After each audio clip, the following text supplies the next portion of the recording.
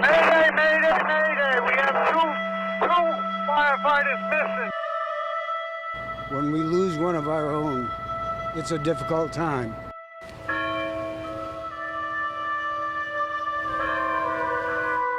He died a hero. He did that. He died protecting one of his own.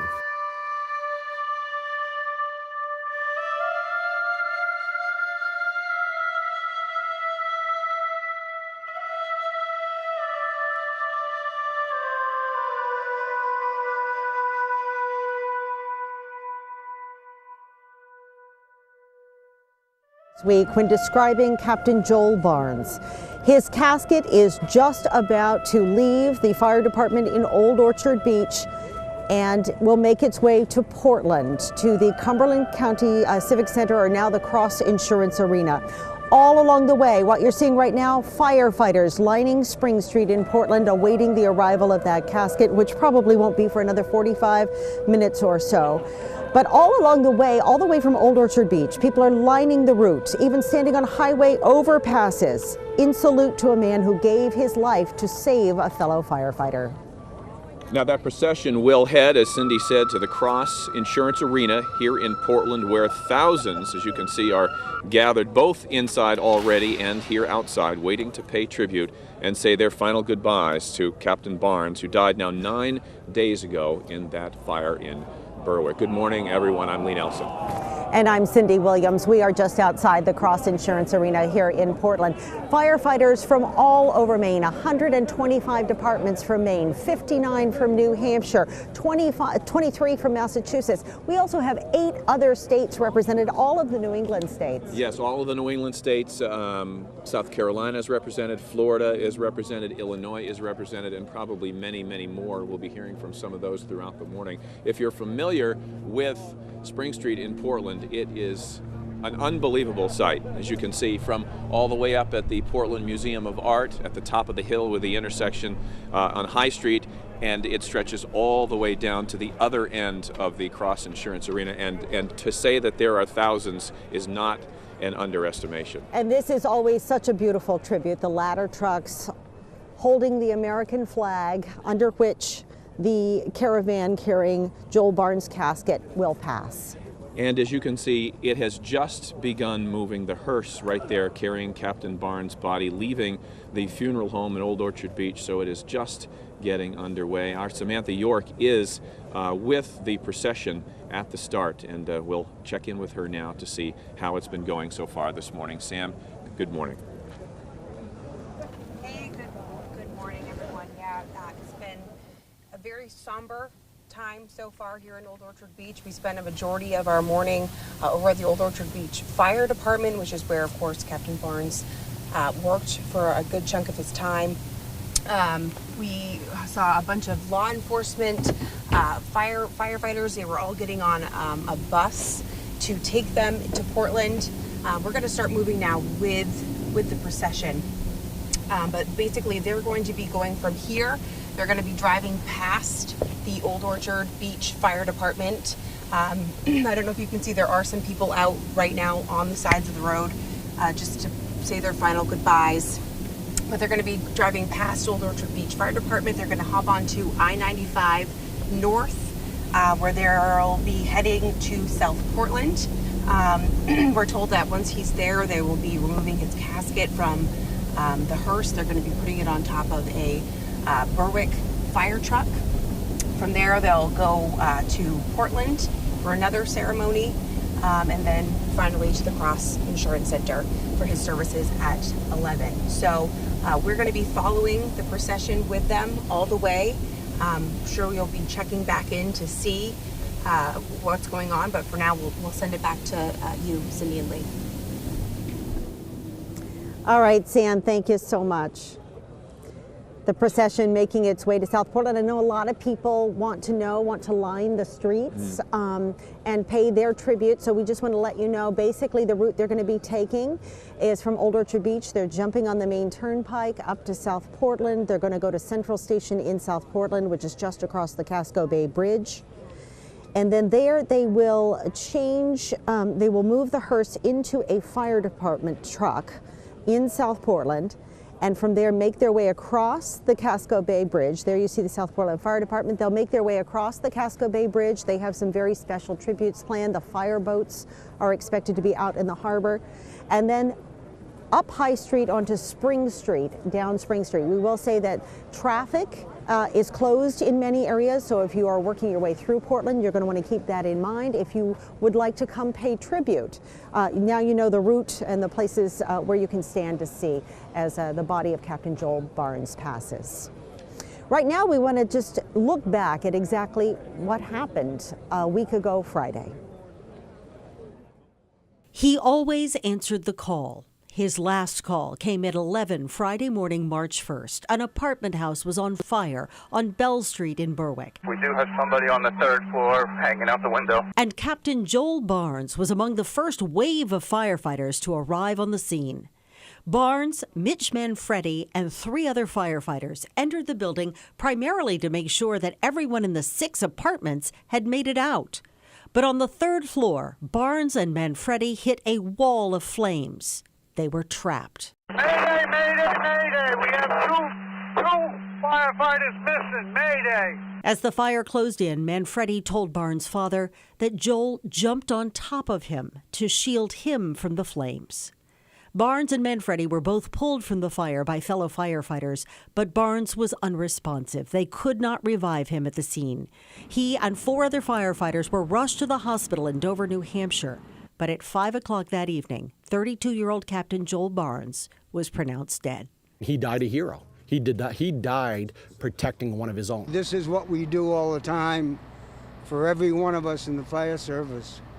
When we lose one of our own, it's a difficult time. Indeed, Barnes' death has had a ripple effect across Maine and the country. Hundreds turned out to line the streets and overpasses draped with flags as Captain Barnes' body was brought to Old Orchard Beach. It was the town where he grew up and graduated high school in 2005. He also worked per diem as a paramedic and firefighter there, in addition to his job with the Berwick department. His fellow firefighters have stood vigil over his body 24/7 since his passing in the hospital, at the funeral home, and that continues through today, his funeral.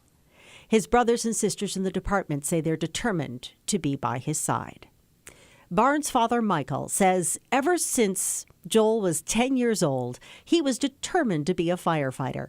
He studied fire science and emergency medicine, and in the 22 years since, he never wavered from his goal or his passion for the work. Michael Barnes says Joel understood the risks that come with the job. All firefighters do. But his department, his town, and his state are left with a profound sense of loss. Everyone we have spoken with who knew Joel Barnes talks about what an exceptional human being he was, how often he would go above and beyond the call of duty. After calls, shoveling people's driveways and stairs, putting down sand and salt just to be helpful, always answering the call and really doing it right. And there's no better way to illustrate that than what he did in that fire, diving on one of his colleagues to help him and protect him. And we'll be talking more about just what happened inside that burning apartment building during our coverage as well. We want to go inside the arena now where, of course, the memorial will be taking place. Bill Green is inside now, and let's talk to him. Bill? Already gathering in the arena. This is a very kind of ancient ceremony in which firefighters and men and women come together to honor one of their own. Now, the name of this ceremony is the last alarm, which will be a part of the ceremony in which they ring bells. The firefighter, of course, does not answer, and they acknowledge that he will not answer again. They then, over the fire department radio, read a list of his attributes and accomplishments as a firefighter, and then signal that that alarm is over. I have a brother who was a firefighter. It's a very moving part of that ceremony, and we'll be watching that here today. The Maine Public Safety Pipe and Drum Corps has been here to rehearse as a wonderful choir, wonderful soloist. So it's going to be a very moving ceremony here at the Civic Center. And I want to talk a little bit about the symbolism of it. Joining me now is Captain Rob Kuchar of the South Portland Fire Department. He's the Public Information Officer. And Rob, we were talking about what's going on here. For example, there's a fire truck on the stage. It's unit, I guess, from the Berwick department. It is from the Berwick department, so that is here staged now.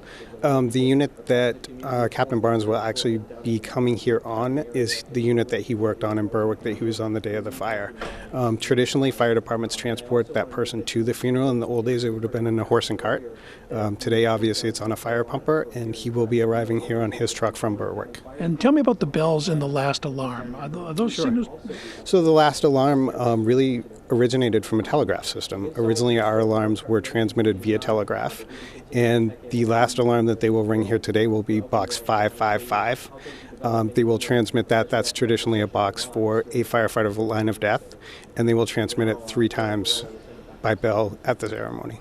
And that's so moving because and I didn't realize it until, frankly, my brother's funeral. These are men and women who always answer the alarm. As Cindy said at the very top of the show, it's in the blood of this whole community to, while we're sleeping or whatever, answer the call. It is, and that's really what this ceremony is about today. It's not only to celebrate Captain Barnes' life, but to acknowledge the sacrifice that he made that any one of us could make on any given day, and to let his family, his friends, and the community know exactly what's behind them, exactly what this brotherhood involves. And it's of interest to me that there always seem to be pipes. There's a state police pipes, etc. Why pipes with firefighters and police officers? Sure. Again, it's tradition. It goes back forever. They think the pipes actually trace back to the Irish heritage of both police and fire, public safety in general. But there are always bagpipes that you will see at a firefighter funeral. So a very somber mood. Cindy and Lee exists already here at the Cross Insurance Arena, where we're getting ready for an event that's going to be as big as a rock concert, and well, it should be, as we honor one of our own who has fallen in the line of duty, protecting us so that we can live the great life we lead. If you have any questions about any of the things you see, throw it back to us and I'll ask Rob. But for now, we'll throw it back to Lee and Cindy outside. All right, Bill, thank you so much. You know, I was hearing Joe Brennan with the Portland Fire Department talk about estimates here today. It's very difficult to determine how many firefighters are going to come, but he thought they may have upward of 7,000 firefighters from all around the country, even Canada, here today. Which will be quite a sight inside the arena, because that's just about the capacity of the arena. Sure I believe, will. So. He was saying that they were going to open 3 sections to the public, then get all the firefighters in and see what's left for seating. So keep that in mind if you're planning to come out today. Indeed, and know that that High Street is closed down. Much of this area is closed down. So if you haven't left yet and you wanted to attend, it might be too late already. We should mention, as you can see there, that they are already on 95 now, making their way from Old Orchard Beach up to South Portland and the Central Fire Station there. At this point, we'd like to introduce you to Tim Sebeny, who is the information officer with the Itterford Fire Department. Tim, come on in. And among the many things that you've been doing with regard to this event is organizing the 24-hour vigil with Captain Barnes. How does that work, and what's been happening with that? So, go back to last Saturday, left the coroner's office in Concord, went to a funeral home in Dover, and they were still working out the logistics at that point. From there, Sunday morning, they moved him to Old Orchard. So Dover Fire was handling that part, the 24 hours while he was in Dover, and then logistically it didn't make sense for them moving to Old Orchard Beach for them to take care of it. I was working with Berwick since Friday, had a good relationship with them, so the message got down to me, you know, and I said I promised him I'd take care of it. So Sunday afternoon, from 3 o'clock on, when he arrived here in Maine, we had to have somebody with him.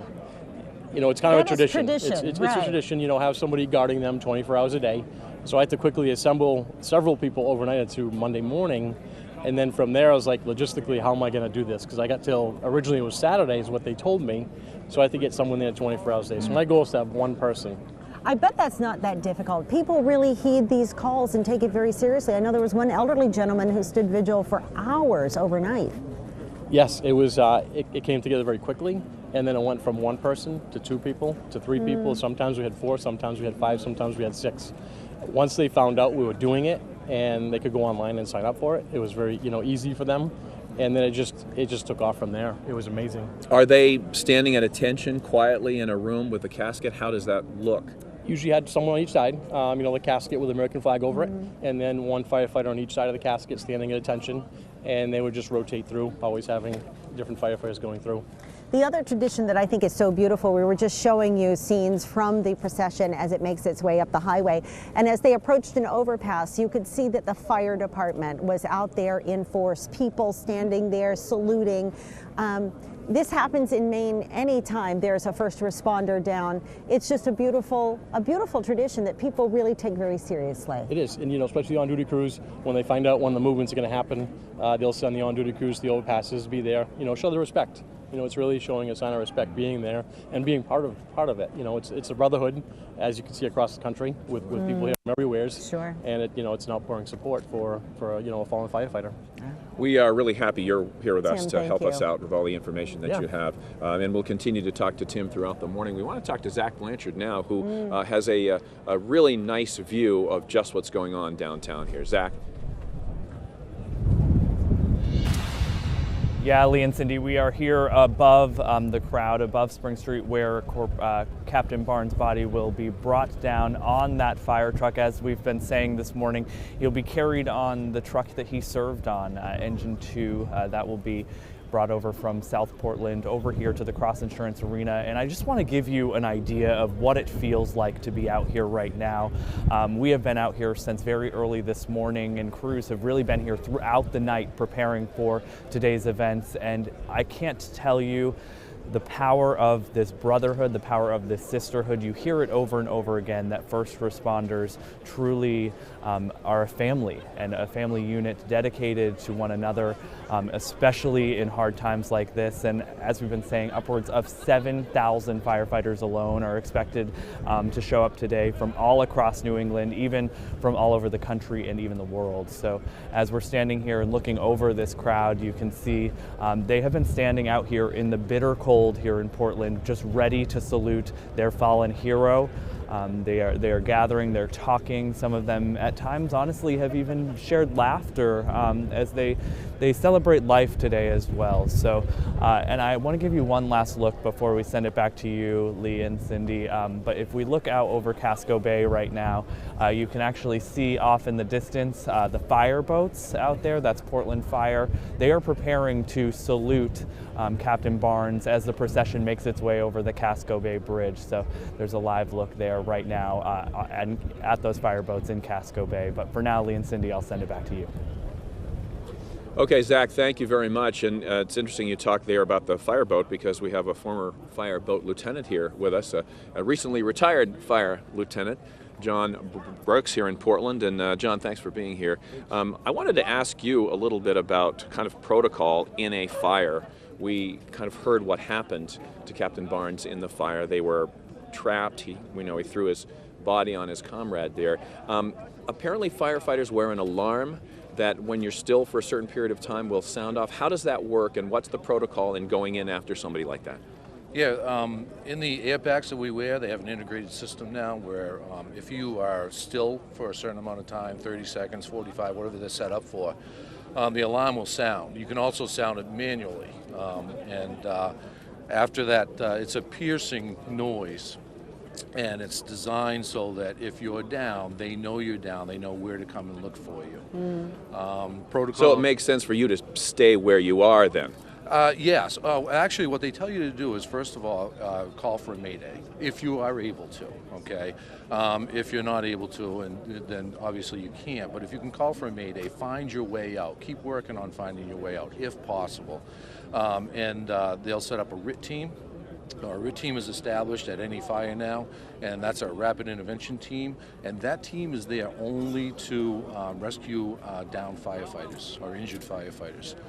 So once that pass alarm is out, once you call for a mayday, activate your pass alarm, then you will, the RIT team comes into play. They'll go in and they'll try to locate you and help extricate you from the building. You know, the training that you guys do is just amazing to me. We're hearing he hit a wall of fire. Could you talk a little bit? I know we can't talk specifically about this because the cause of the fire is an investigation, but how quickly can things go from bad to worse?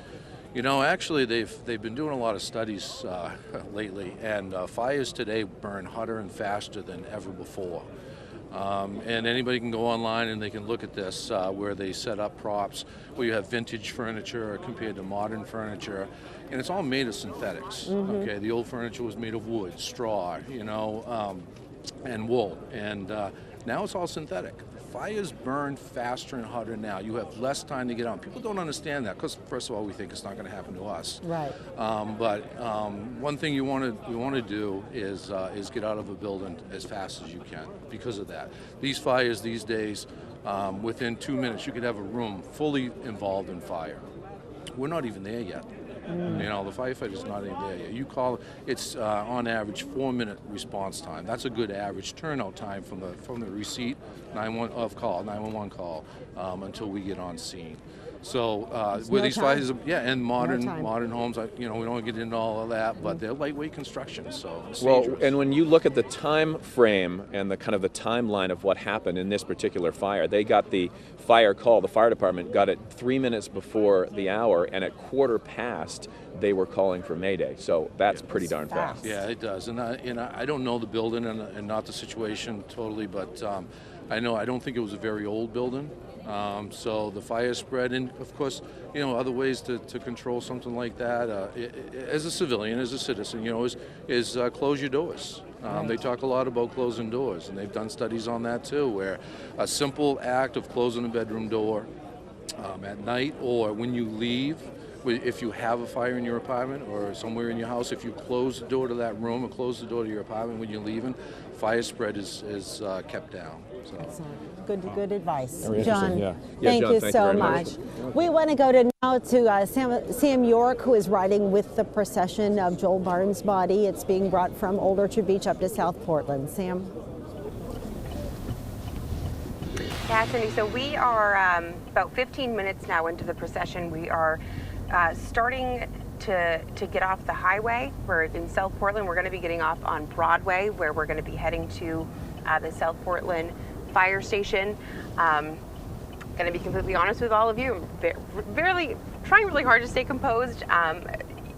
The bridges, the overpasses, they were, as we were driving through, they had people, first responders, law enforcement, standing full uniform, saluting Captain Barnes as he came through, and it was just so powerful. And just with talking to these, first responders, police officers about this, this is truly a family that they have, a bond that's never ever broken, to see, the people who are out to say their final goodbyes, whether it's on the overpasses or on the side of the road, saluting, it is just so powerful and just shows how important these people are and how many lives they touch. So we're now getting off the highway. Again, we're heading onto Broadway. We're heading to the South Portland Fire Station, where Captain Barnes his casket will be put onto another fire truck, taken over the Casco Bay Bridge, and then brought into Portland for the final services at 11. So we're going to be following the procession the entire way. So stick with us. Cindy and Lee, back to you. What did he just say? He just wasn't sure what we wanted. My IFB's cutting out again. Thank you very much, and we'll continue to check in with Sam and our other crews throughout our coverage this morning. We want to bring Tim back in here to just talk about training. And it was interesting hearing about how much hotter fires burn now. So clearly the training must have changed and evolved over the years. Talk a little bit about the hours you guys have to put in and the updates, the constant updates of training. The interesting about fire training is a lot of people go through firefighter 1, firefighter 2, and then from you get all your training there, several hundred hours, and then it's pretty much department based when it comes to firefighting skills. BLS standards require some basic stuff. But other than that, it's really department-based when it comes to the firefighter training, where on the EMS side of it, we have to have continuing education every year to maintain our license. So there's a difference with that. So it's really department-based on how much training you're going to do when it comes to firefighting. And is it likely that big places like Portland are going to have a lot more money to pay for a lot more training than a small town might? Sure. How does that work? That's really the reality. It comes down to money, overtime, training. We try and do a lot of training on duty, but we're always going on calls. Sure. So training gets cut short. So it's very interesting when we talk about training, all the effects that are involved with training, budgets, money. calls, overtime. How are you going to get all that training in? Well, we should say, too, that Joel Barnes was the head of training for the Berwick department, so he really knew what he was doing. He was in charge of teaching others. Sure. And is that something that you are told, if you're in there with your partner and there's a problem, to protect one guy protects the other guy? Sure. I mean, that's, it could happen to any one of us going in that burning building in that situation, and you're going to do your best to protect whoever's in there. Shield them, cover them up, try and get to a safe location. We weren't in there, can't tell you what happened in there. Sure. But, the unfortunate thing is one died. Fortunate thing, one made it out. Right. But, there's going to be a lot of why, sure. Why that happened. And on the other end of it, talking of the survivor, he has to deal with the why. Sure. Right. Dealing with that. So that's got to be so hard. Sure, there is. And he's a young guy, too, I think he's 21, 22 years old. So there's a lot of support on that end. Sure. Helping him, empowering him, getting behind him, dealing with the why right. Why that happened. Why am I still here? So we talk a lot about the stuff you don't see. Sure. Is the behavioral health stuff, the peer support stuff that we do a lot of now. And we're going to continue to work with them and to help them to get through this, because this doesn't happen often. It's very tragic. And Monday morning, tomorrow morning, what's it going to be like for them when the cameras are gone away, when everyone's gone away, and it's just them left there in their station? That's when they really need the help. When we really need to talk to them. Process. Yeah. Tim Sivany, thank you so much. You're welcome. You're going to stick around and talk to us right now. We are. Yeah, it sounds like the caravan is just approaching South Portland, and again, at the central station in South Portland, that is where the casket will be taken from the hearse and eventually put onto a fire truck, and it will ride a fire truck. We have a camera station there. It's our understanding that they're going to do that transfer indoors. But then coming across the Casco Bay Bridge will be a very public display of the support of Maine, that community, people everywhere for the family of Joel Barnes as they mourn his passing. We all do. All right. Are we going to go to Chris Costa now? We have Chris, who is walking around the scene here down on the ground, getting kind of a unique view. Chris, what can you tell us?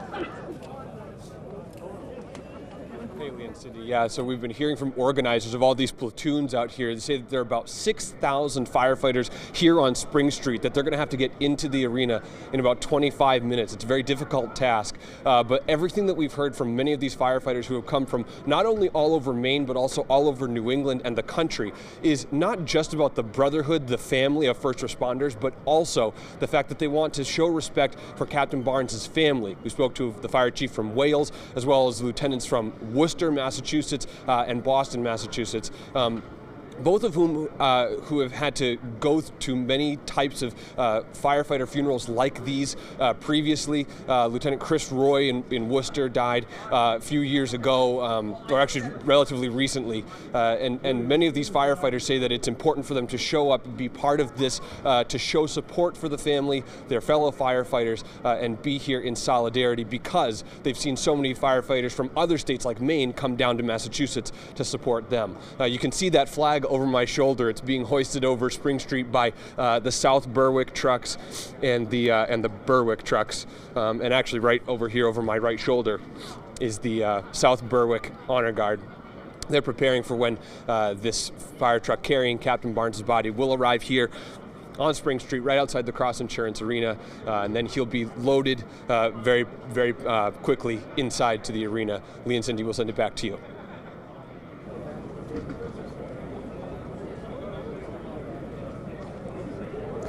All right, Chris, thank you very much. I want to mention very quickly, as the processional does come up to Central Fire Station in South Portland, we were concerned all week with the forecast, and was the rain and snow going to be a real problem with the procession, and it hasn't happened yet, which is really fortunate, because it makes things go that much smoother, I guess you could say. Right.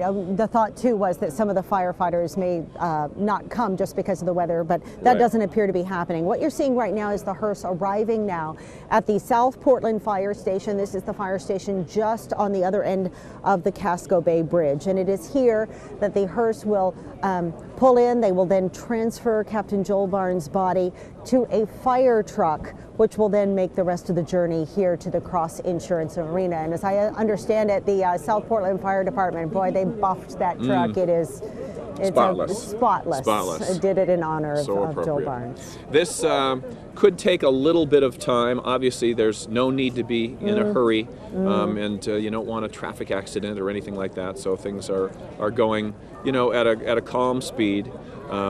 People are going to start to think about entering the arena once it comes up through here. Maybe we could show you again the route on the aerial map that we have, because it was kind of a good illustration of just what the procession looked like, again starting at a funeral home just a pretty short time ago in Old Orchard Beach, and moving up to where they are now in South Portland, and again once that transfer is made to the fire truck, over the bridge. And as you said, that might be kind of the most touching part of this, simply because of the aerial shots and the fire boats, and it'll just be quite a sight to see, I guess you could say. And then when they round the corner and they see the flag and the ladder trucks, I've got to think for the family that is just so touching, the incredible outpouring of support.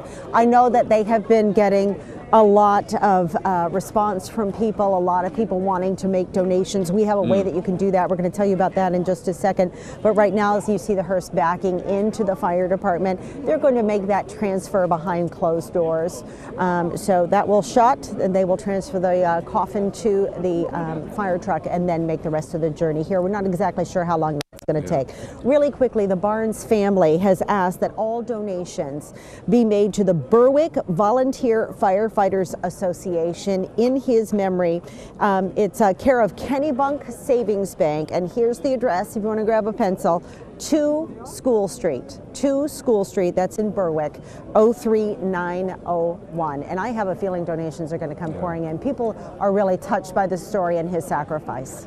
There's an organization that kind of helps families along after the fact too. There's the kind of pomp and circumstance, I guess you could say, with the funeral itself, but there's an organization that wants to make sure families know they're not forgotten a year, 2, 3, 4 years after. They provide scholarships for the children of firefighters. Every year on the anniversary, they make sure they send a card. In October, they have a big kind of event, a memorial for all the fallen firefighters during that year and in years past. So, boy, when they say this is a brotherhood and they keep your memory alive, they are not kidding around. They really, really do. It's a really big family. We want to go to Bill Green now, who's inside the Cross Insurance Arena, as people are...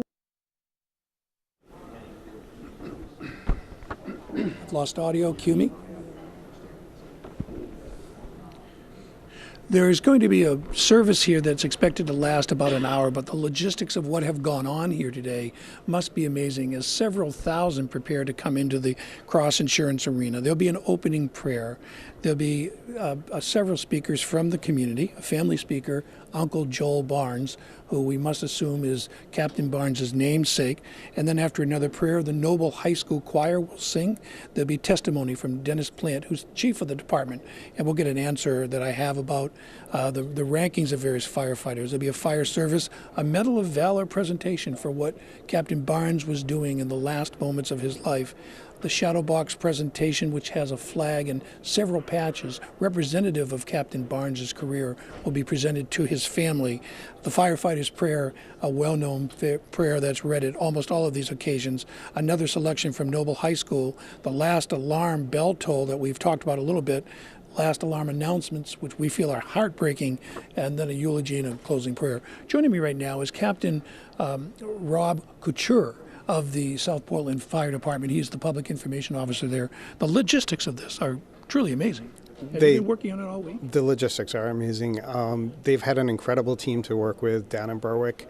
We've assisted them in whatever way they've needed over the week. But if you look behind us at the presentation that's here, this is, it's the same thing that it would take to plan a concert in this venue. In case people just joined us, I want to talk, the name of the service is The Last Alarm. Tell me about that last alarm ceremony. So the last alarm that you'll hear today is actually a series of bells. It goes back to when our alarms were actually transmitted over telegraph. They will ring a series of 5 bells. They will ring that to, as originally that was the signal that somebody had died at a fire. So that goes back way beyond us. Sure. And they do that to honor the last alarm that Captain Barnes responded to. So you will hear that bell rung, and then you'll hear a radio transmission of his actual calling a last alarm that he will not respond to on the radio. And it's a heartbreaking thing to hear. I think especially if you know the firefighter, but something that has occurred to me is that all firefighters, men and women, respond to alarms. That's what they do. And so I think the people in the core here, the greater core here, will share that emotion as that last alarm is sounded. It is. The last alarm is an emotional thing for us. And that's what these people do, and that's what they're going to go back out and do tomorrow. They're going to answer the alarm just like they did yesterday. And we should all be grateful that we have that all going for us. We await the arrival now of the casket of Captain Joel Barnes. A captain, by the way, I can answer this question, responds to an assistant chief and then to a chief. So a captain leads a group of men and women in the field, and hence Joel Barnes' rank as a middle manager in a fire department, it's fair to say. So that's it from right inside the Civic Center, where we are waiting the ceremonies to begin. We're waiting the arrival of Captain Barnes. And I'll throw it back outside to Cindy and Lee. All right, thank you so much, Bill. I was just looking at some of the fire departments behind us. We've got Claremont, New Hampshire, Rumford, Maine. They're just from all over. Yeah, Hollis is right here next to us as well. Roxbury, that's got to be probably Massachusetts. Right. So Chris Costa is out and about among the firefighters here on the street. Chris? Yeah, Lee and Cindy, just as you mentioned, there's so many fire departments represented here today, and as you go farther and farther down that line, you'll see more and more from southern Maine, including Cape Elizabeth and York, South Portland, Westbrook, all here, but also many from Massachusetts as well, including Amesbury, Lynn, Massachusetts, and then out of state, firefighters from Maryland, and including at least one representative from Horry County in South Carolina, where Captain Barnes did work for a period of time. The mood out here on the street for a while has been an attempt to keep things somewhat lighthearted, but we all know that the moment that fire truck comes down Spring Street, the mood is going to change pretty significantly. And although there is still the concept and that overtone of knowing why these men and women are here today, they're trying to stay together in their thoughts and feelings and prayers for the captain's family and his fellow brothers and sisters in the fire service. What will happen is, as that truck comes down here, it'll come right to this gray platform, this metal platform right outside the Cross Insurance Arena. That's where Captain Barnes will be unloaded from his fire truck, the pumper, and then he'll be brought inside to the Cross Insurance Arena, and that's when they'll try to get these 6,000 plus firefighters that are represented here inside to the arena in about 30 minutes or so time, which is quite a tall task. But there are also honor guards here from South Berwick, the Maine Forest Rangers, the Bangor Fire Department. So when we talk about the 125 different Maine fire departments that are represented, it really does span the entire state.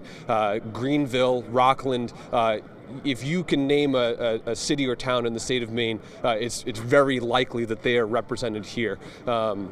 So there's quite a lot of people all here, many of whom who say they did not know Captain Barnes personally, but they're here because they want to support their fellow firefighters in the service and the family. That has been one of the most present themes that I keep hearing from people that we've interviewed, is that they really want to show respect for the family who's here, because obviously it's a major loss for them, as well as all their brothers and sisters in the fire service. Lee and Cindy.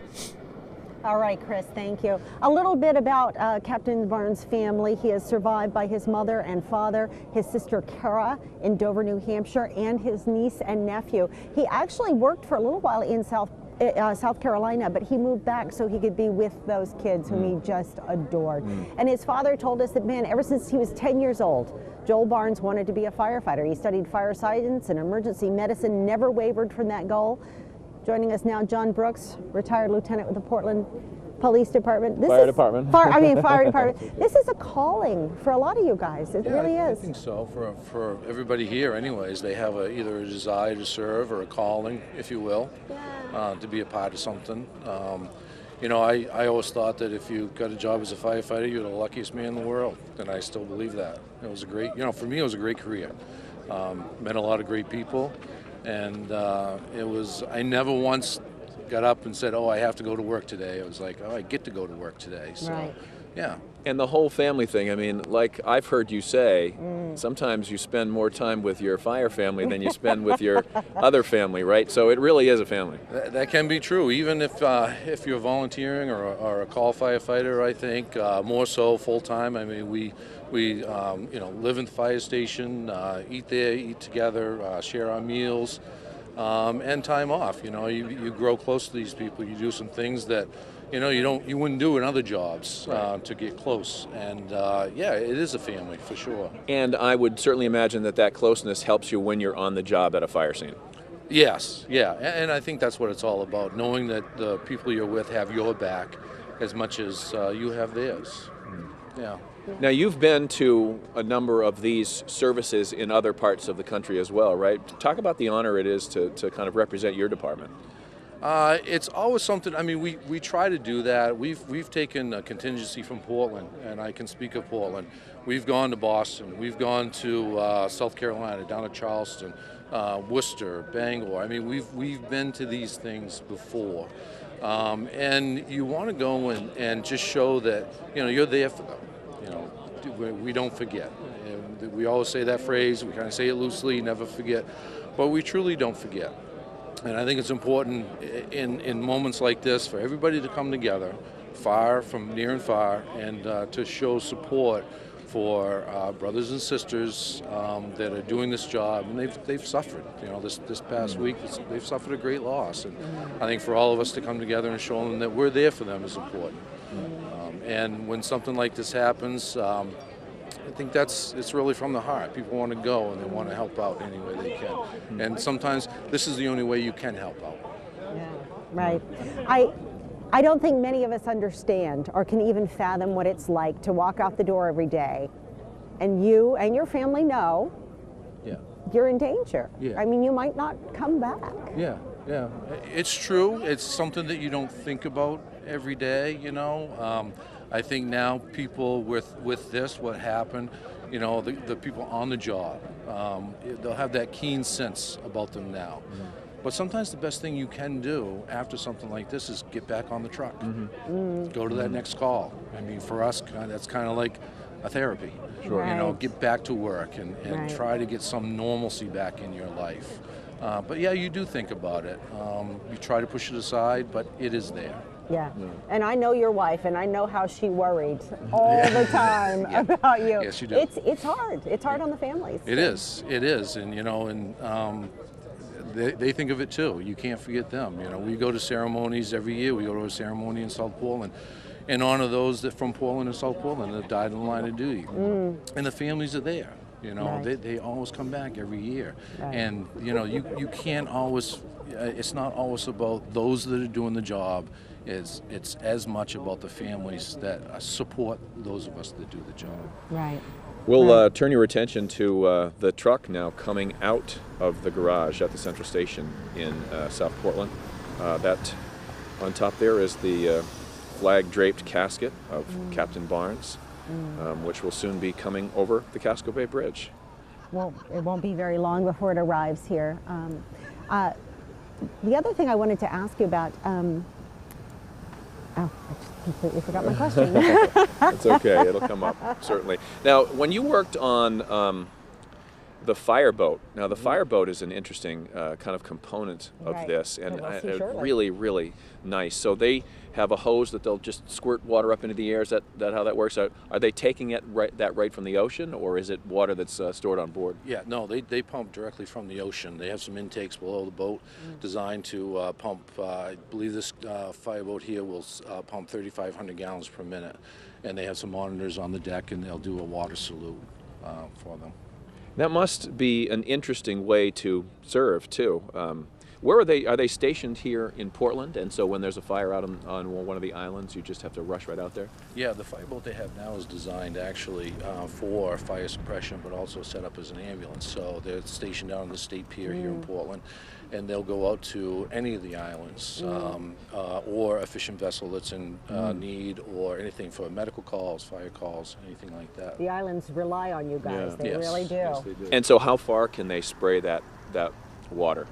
Well, it all depends on what you're doing and everything like that. But they can spray up to 100 feet or so. Oh, can they? Okay. Yeah. Yep. You know, one other thing I wanted to mention, we have talked about it being 30 years since there was a firefighter in Maine killed in an active fire. That doesn't mean that there haven't been other firefighters who died on duty, just not in active fires. So you've had a lot more funerals in 30 years. Yeah, absolutely. It may not be as tragic, I guess, in a sense, dramatic, or as dramatic, perhaps, yeah. But yes, the firefighters every year, actually more and more occupational diseases. Right. You know, whether it's cancer or heart disease or something like that, they're finding that it's related to the job. And Sure. every year, I know, because I belong to the International Association of Firefighters, we go to Colorado Springs in the fall. And over 100 names are added to the wall out there every year. And a lot of that now is occupational diseases like that. So you may have someone that suffers a heart attack on the job, and they're okay for a while. We had Frank Cowan, who passed away in 1993 here in Portland, fighting a fire. He had a heart attack. Now he lived a little longer after that, but it did catch up. So it's not always like this. Not cut and dried sometimes. Yeah, absolutely. Cancer's a big killer now. Yeah. All right, the fire truck now leaving South Portland, making its way across the Casco Bay Bridge. Can we see the fire boats? Yes, right there in the corner. You can see the fire boats starting their salute as the body of Captain Joel Barnes makes its way across the bridge. And I'm wondering if we might be able to go to either Zach Blanchard or Chris Costa, who might have a good view of what's happening behind us right now, real quickly, as the processional is starting to begin here in front of the Cross Insurance Arena. Zach, let's go to you. Yeah, thanks, Lee and Cindy. Right now, we can see the fireboats from here. They're dyed red, white, and blue. Actually, they've dyed the water. So one cannon is red, one is blue, and one is white, as you can see there in our shot. But I want to take you right now to the street. If we look down right here, right now, you can see they are getting ready. The pipe band marching up Spring Street here as firefighters are standing at attention. And I just want to kind of let you take in this moment.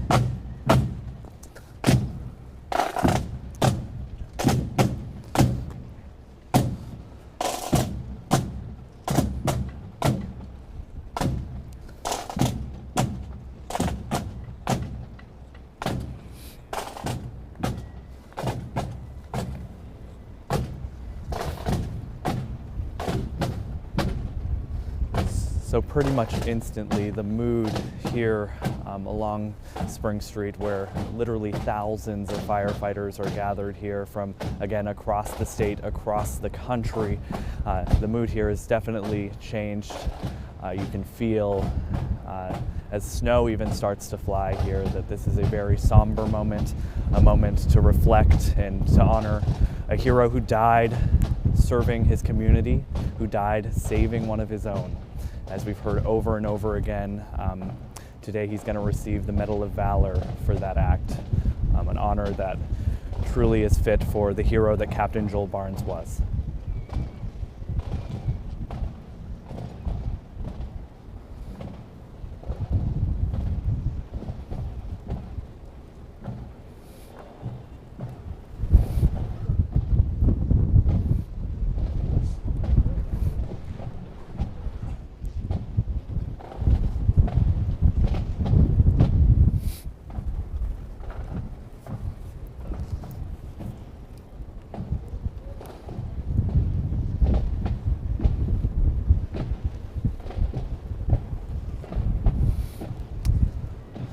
So as that pipe band and drum corps makes its way up Spring Street, we can see right now that the body of Captain Barnes is being carried over the Casco Bay Bridge.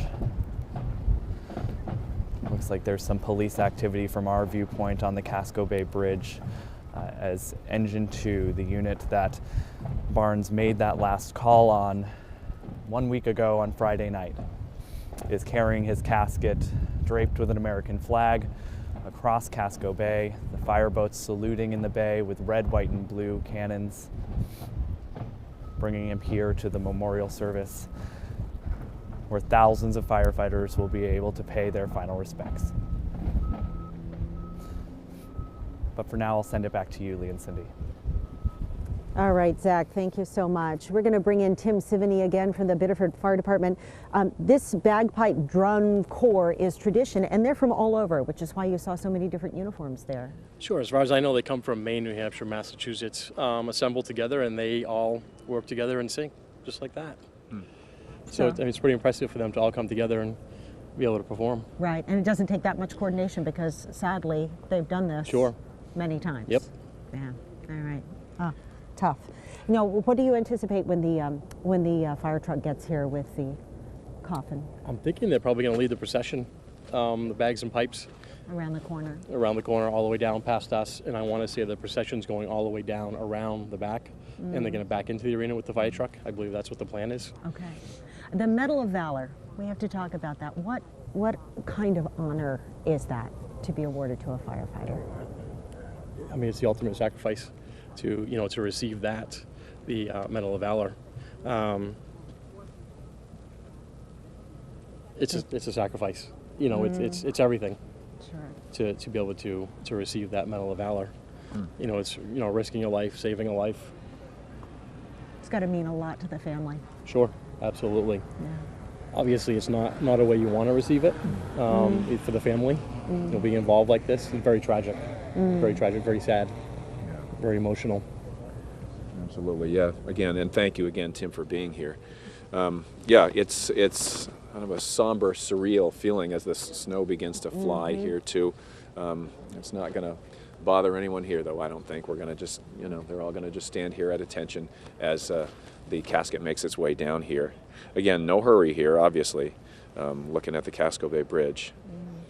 And we do have people at various vantage points, so we can and have been able to follow it all the way through. Again, starting in Old Orchard Beach this morning, making its way to South Portland, and now coming over the bridge into the city of Portland.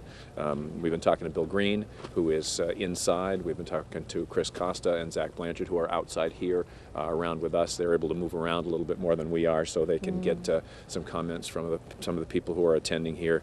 And of course, Sam York has been following the procession, the first part of it this morning.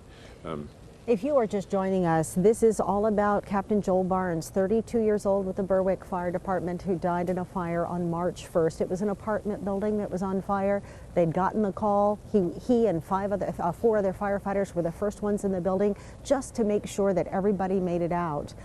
He and another firefighter hit a wall of flames, and that other firefighter who survived told Joel's father that Joel Barnes threw himself on top of him to shield him from the flames, that he really did save his life.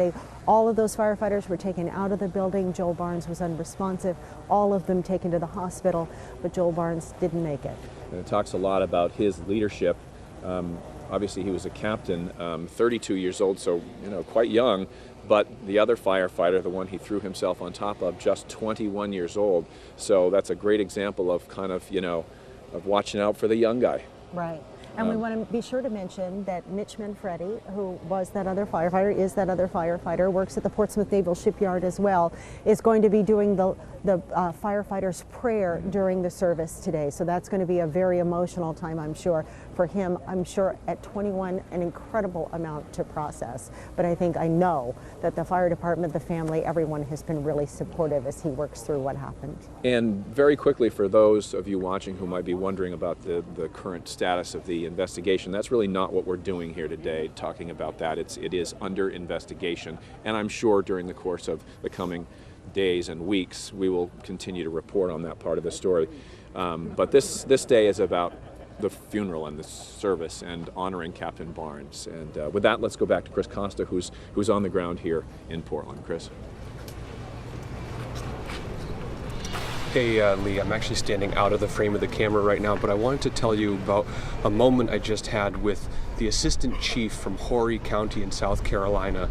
I saw him standing right here at the front of the line here on Spring Street, almost exactly across from where Captain Barnes's body will be unloaded. And I asked him, what does it mean to be here today? He knew Captain Barnes. He said Joel was a wonderful person. He gave his life saving another person. It's the highest honor for a firefighter, which he didn't, there's very few words he could say, and it actually took him quite some time to come up with just the right thing to say, but you could sense that emotion just standing there, listening to him speak and kind of gather his thoughts about what this moment means for him. And you can imagine for somebody who worked with him so many years ago, and now to think about all the firefighters that are here from Maine, New Hampshire, Massachusetts, all over New England and the country, who have known Captain Barnes to be here right now, and think about that honor and that Medal of Valor he'll receive for that courageous act. It's very emotional.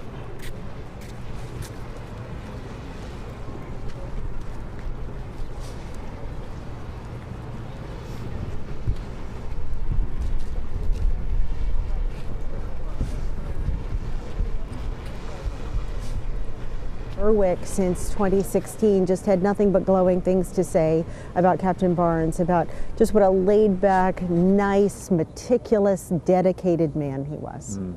The procession now making its way up High Street. As you can see, you're looking at the corner of High and Spring. That is where they'll turn and come down to the Cross Insurance Arena. Obviously it takes a lot of planning to get all of these firefighters here for the service. You have to remember, too, that all of these fire departments still have to be on call in case there's a fire in their locations, and it takes a lot of organization behind the scenes too to make sure that fire departments are covered when, especially the Berwick Fire Department, clearly. So they have several other towns who've jumped in to help them and just man the station while all the Berwick firefighters are here today to pay their respects. A big shout out to them, because I'm sure they wanted to be here, but somebody's got to answer the call. And as I understand it, some folks from New Hampshire moved up to Maine, some folks from Massachusetts moved up to New Hampshire, all to cover all of the stations. A giant coordinated event. Huge. It takes an incredible amount of work to put something like this together. All right, there's the fire truck making the turn now onto Spring Street, which is where we are. So we're probably 500 yards away from where that is happening right there. And again, everyone is at attention. The limousines behind the fire truck, I'm sure, carrying family. Again, Joel Barnes, survived by his mother, his father, his sister Kara, and his niece and nephew, whom he wanted so desperately to spend time with that he actually moved back from South Carolina. Chris Costa was just talking about the chief who knew him there. And moved back to Maine to be closer to his family and to have a relationship with those kids. And they're young, so precious. Yeah. You can see everybody now at full attention. Definitely a hush over the crowd here. Yes, indeed. Yes, indeed.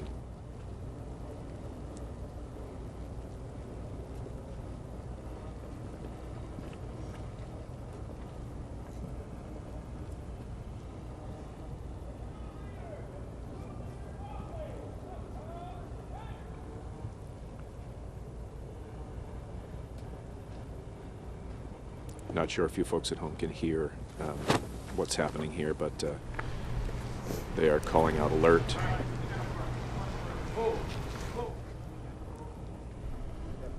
Thank you. Thank you.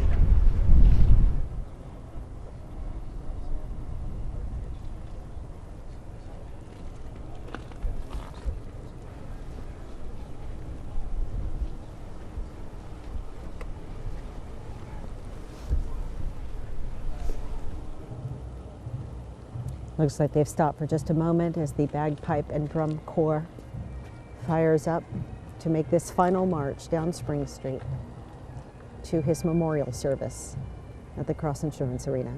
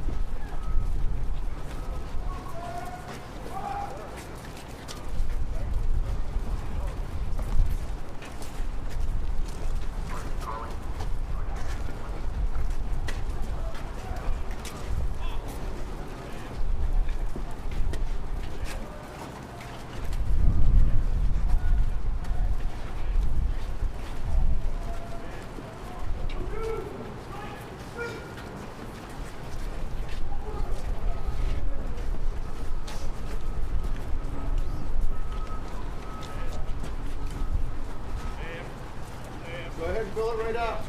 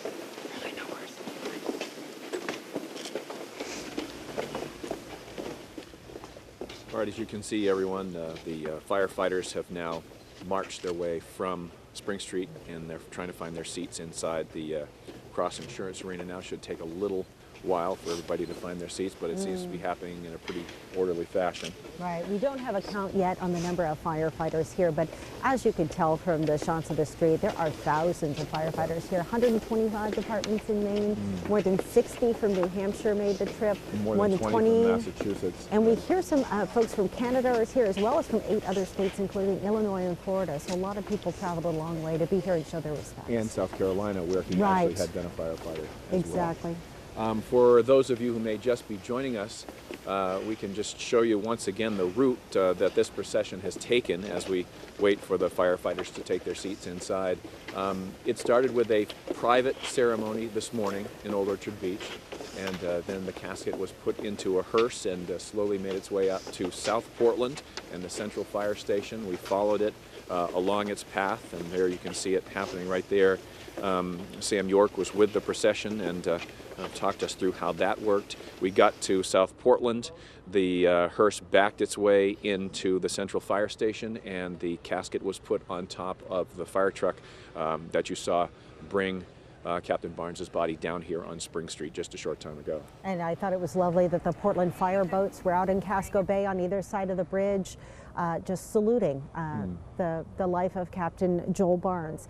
Once they got to Spring Street, also a highlight so far has been the bagpipe and drum corps. And the bagpipes are, in the Irish tradition of bagpipes, is that it is a signal to God that it's time to come and take your son, that a hero is coming home.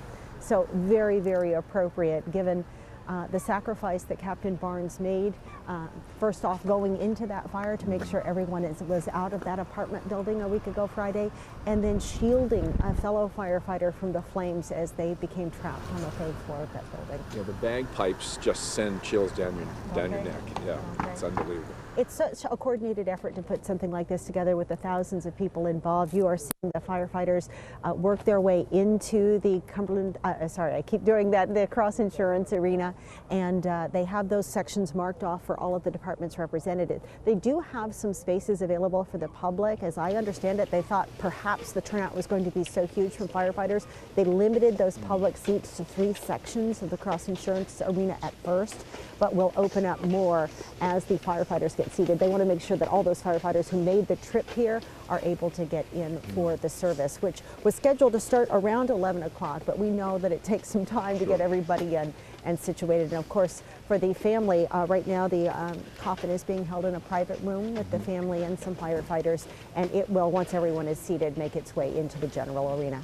And again, this is the public portion of this, and as you saw earlier, we do have a camera inside, so we'll be able to watch and listen as the ceremony happens, which should be just an incredible thing to hear. In the meantime, though, we want to take you back, tell you a little bit about Joel Barnes and what happened on that fateful day a week ago Friday. He always answered the call. His last call came at 11 Friday morning, March 1st. An apartment house was on fire on Bell Street in Berwick. We do have somebody on the 3rd floor hanging out the window. And Captain Joel Barnes was among the first wave of firefighters to arrive on the scene. Barnes, Mitch Manfredi, and 3 other firefighters entered the building primarily to make sure that everyone in the 6 apartments had made it out. But on the 3rd floor, Barnes and Manfredi hit a wall of flames. They were trapped. Mayday, mayday, mayday! We have two firefighters missing. Mayday! As the fire closed in, Manfredi told Barnes' father that Joel jumped on top of him to shield him from the flames. Barnes and Manfredi were both pulled from the fire by fellow firefighters, but Barnes was unresponsive. They could not revive him at the scene. He and 4 other firefighters were rushed to the hospital in Dover, New Hampshire. But at 5 o'clock that evening, 32-year-old Captain Joel Barnes was pronounced dead. He died a hero. He died protecting one of his own. This is what we do all the time for every one of us in the fire service.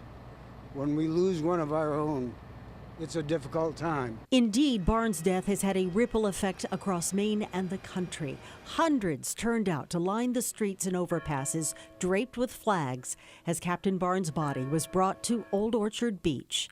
It was the town where he grew up and graduated high school in 2005. He also worked per diem as a paramedic and firefighter there, in addition to his job with the Berwick department. His fellow firefighters have stood vigil over his body 24/7 since his passing in the hospital, at the funeral home, and that continues through today, his funeral. His brothers and sisters in the department say they're determined to be by his side. Barnes' father, Michael, says ever since Joel was 10 years old, he was determined to be a firefighter. He studied fire science and emergency medicine, and in the 22 years since, he never wavered from his goal or his passion for the work. Michael Barnes says Joel understood the risks that come with the job. All firefighters do. But his department, his town, and his state are left with a profound sense of loss. Truly a profound sense of loss. You can really feel that here today. Very somber. The fire departments are such a big family, and they are all really reeling from this. And, you know, when we think about something like this, we think about when the last time something like this happened. And when we've talked earlier with some of the representatives from the fire department about, you know, firefighters passing away. The last time a firefighter passed away in an active fire situation was back in 1988. That's right. His name was Basil Curtis, and he actually responded to a fire at a neighbor's house. They lived just 4 doors down from him. He went running in because there was a man, wife, and a little baby who lived there. He knew them. He wanted to make sure they were out. And very similar to what happened to Captain Joel Barnes, he got trapped inside and didn't make it out. And again, as I mentioned earlier too, there is an organization that keeps the memories of all of these firefighters all across the country alive, gives scholarships to their children, has summer camps for their children, sends cards on the anniversary of their passing. Every October has a big memorial service for all the firefighters who have lost their lives. So it's really something that, you know, when they say it's a brotherhood, it's a family, they're not fooling around. And we really quickly want to tell you that the family really hoped that people who wanted to do something in memory of Captain Barnes might donate to the Berwick Volunteer Firefighters Association in his memory.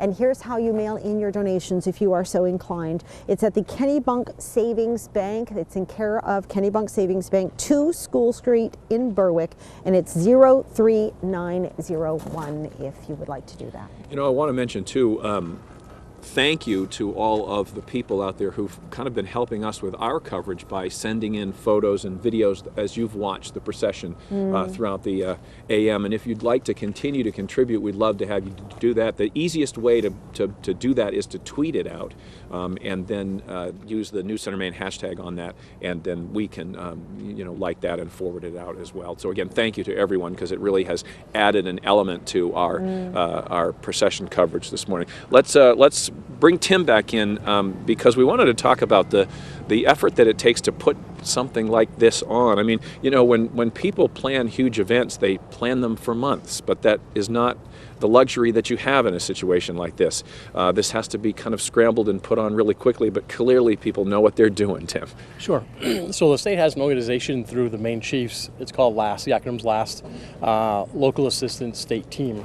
And it's made up of Maine Chiefs. They come in pretty much from the notification of the death last Friday, and they have logistics planning from the operations of the Berwick Fire Department to planning the funeral, to the events, to the funeral homes, to the liaison dealing with the family, logistics and planning, and I mean there's a lot. So they have a protocol they follow to do all of this, and it's well organized. As you can see, we're dealing with tens of thousands of people in a week's time and planning all of this out. So it's, like I said, the protocol's there, so they put everybody in place they need to, and it works out. And they work really closely with the family, really honoring what they want on a day like this, because it really is what it's all about. Talk to us a little bit about the covering on your badge. I notice everyone has that today. It's so tradition. It's tradition with the black shield covering the shield.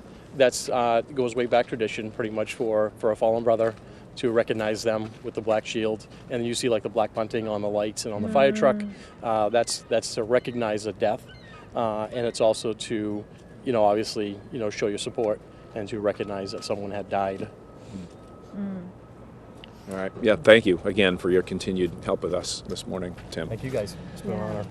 We appreciate your help. All right, we haven't spoken to Sam York in a while. Again, she was following the first part of the procession this morning. Let's see where she is now and what she can add to this conversation. Hey, Sam. Hey, Lee and Cindy. Yeah, we're headed back up towards the Cross Insurance Arena where the funeral procession is getting underway now.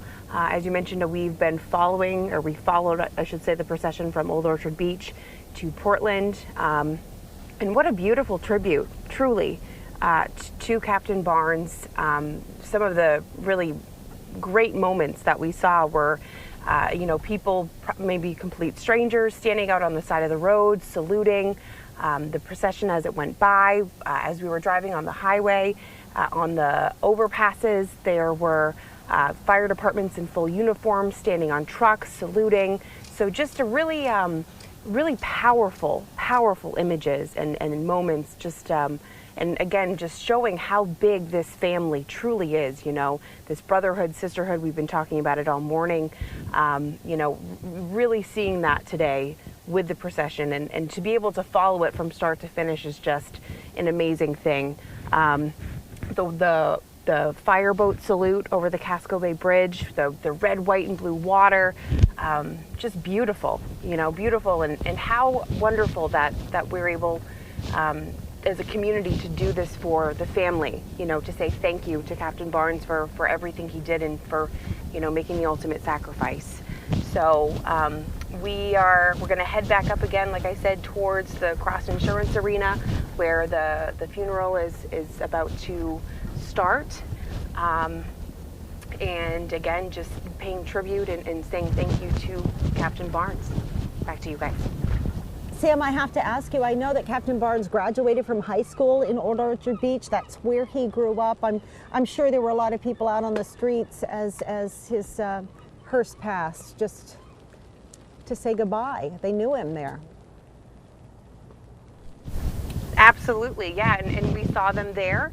And I think what the incredible thing is that it wasn't just Old Orchard that people came out to say goodbye. I mean, as we drove over the Casco Bay Bridge, there were people from the Portland area who probably, they don't even know who this man is, but they still came out to hold an American flag or to hold a flag with the firefighter emblem on it, just to say thank you and to see their faces. It was just this solemn moment, but you could just see it in their face that they were saying thank you and saying, I'm so sorry for what happened. But just so powerful. But yes, in Old Orchard Beach, people coming out, but again, it's people everywhere coming out to say thank you and to say goodbye. All right, Samantha, thank you so much. One way that you could kind of see how many towns were here was they all have badges and they all have patches on the sides, and so you could kind of see. I saw Hollis and Cape Elizabeth and a few of the towns.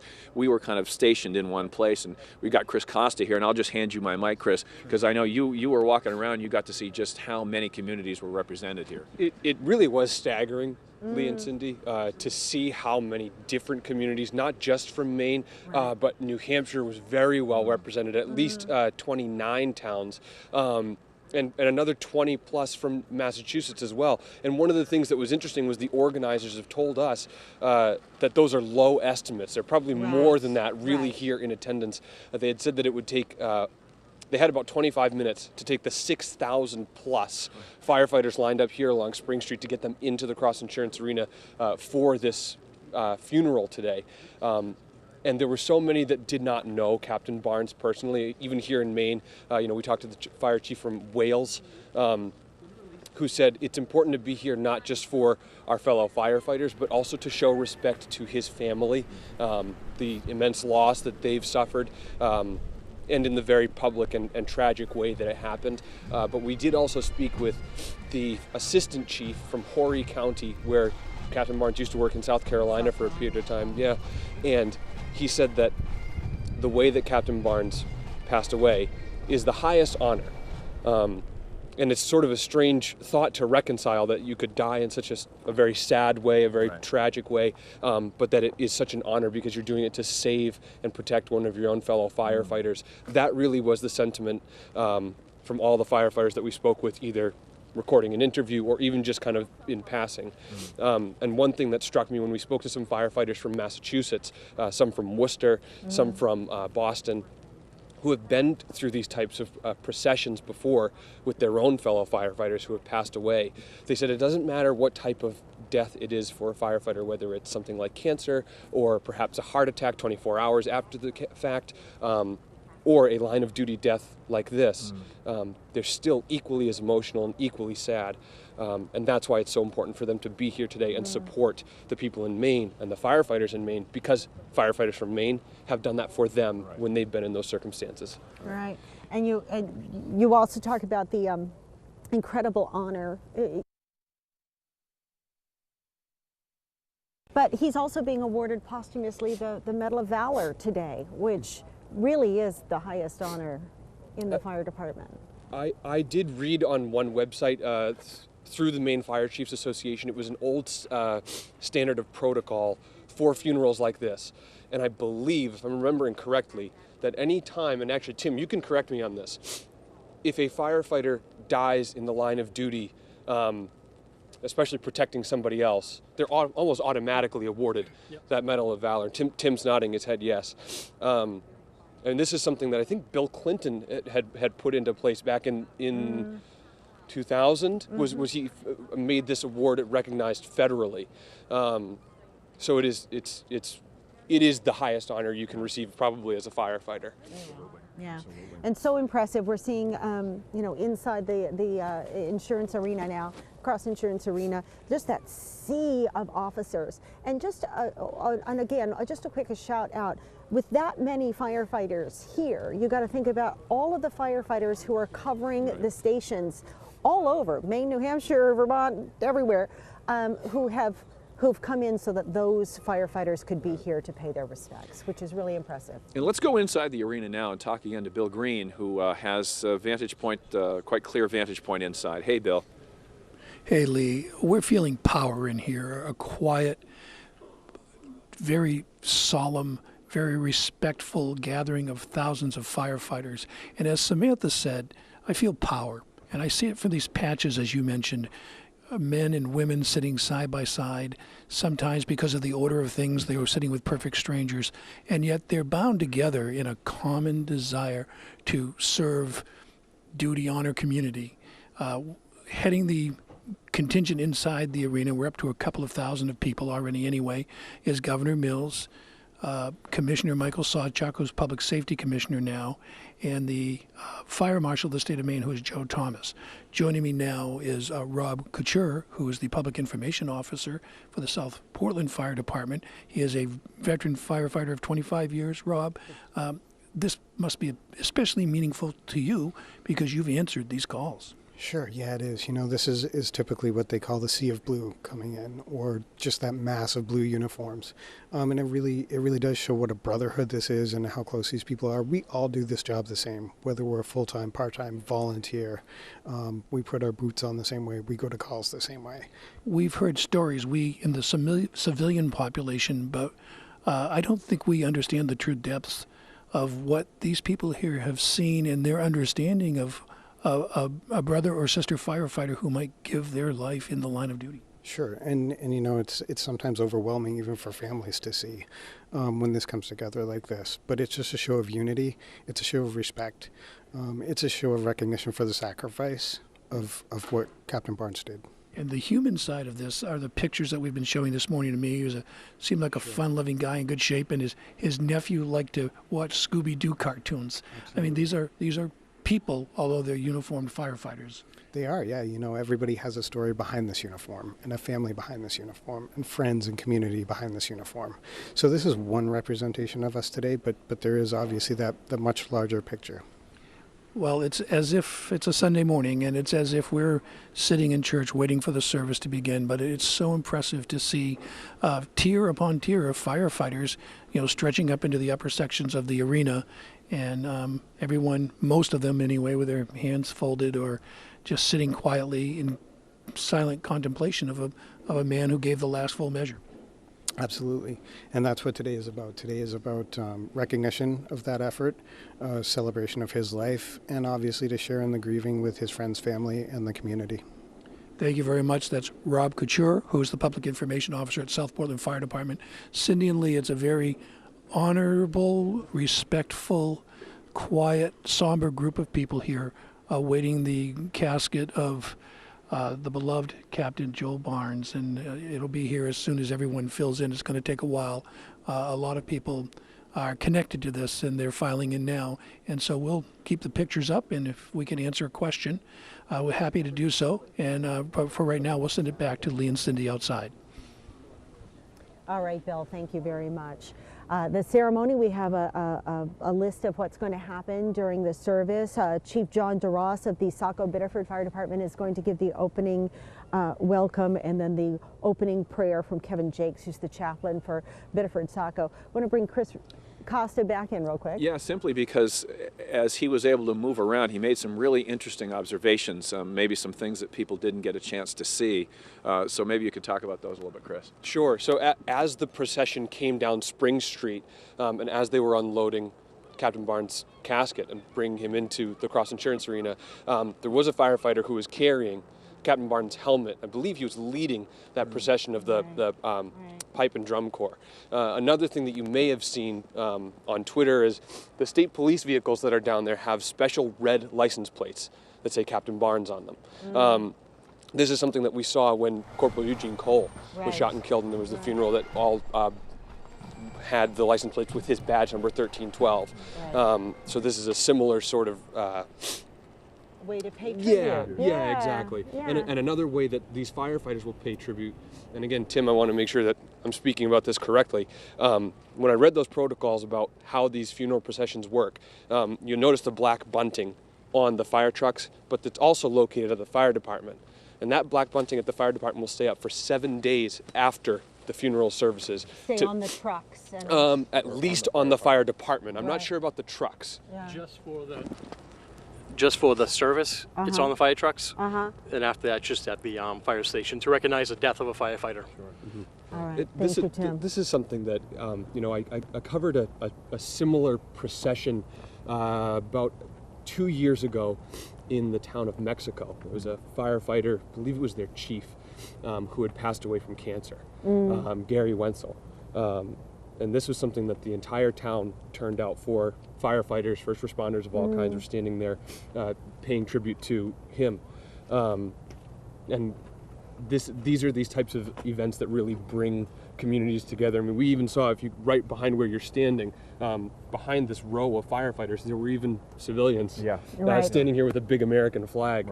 So yeah, it's really, really interesting to see how this touches so many people in so many different ways and why they feel compelled to come out here and be a part of this. And one thing that was really interesting when I talked with the assistant chief from Horry County, it took him a second when I said, you knew Captain Barnes? He said, yeah. And it took him a second to kind of gather his thoughts. And I said, what does it mean to be here today? It didn't feel awkward, but you could tell that there was a lot of emotional processing going on for him. And he really wanted to say the right thing for somebody that he probably hadn't worked with in quite some time. Wow. A lot of processing for everybody, including Mitch Manfredi, who is the firefighter who told, Joel's father that Joel saved him in that fire by throwing himself on top of him and protecting him from the flames.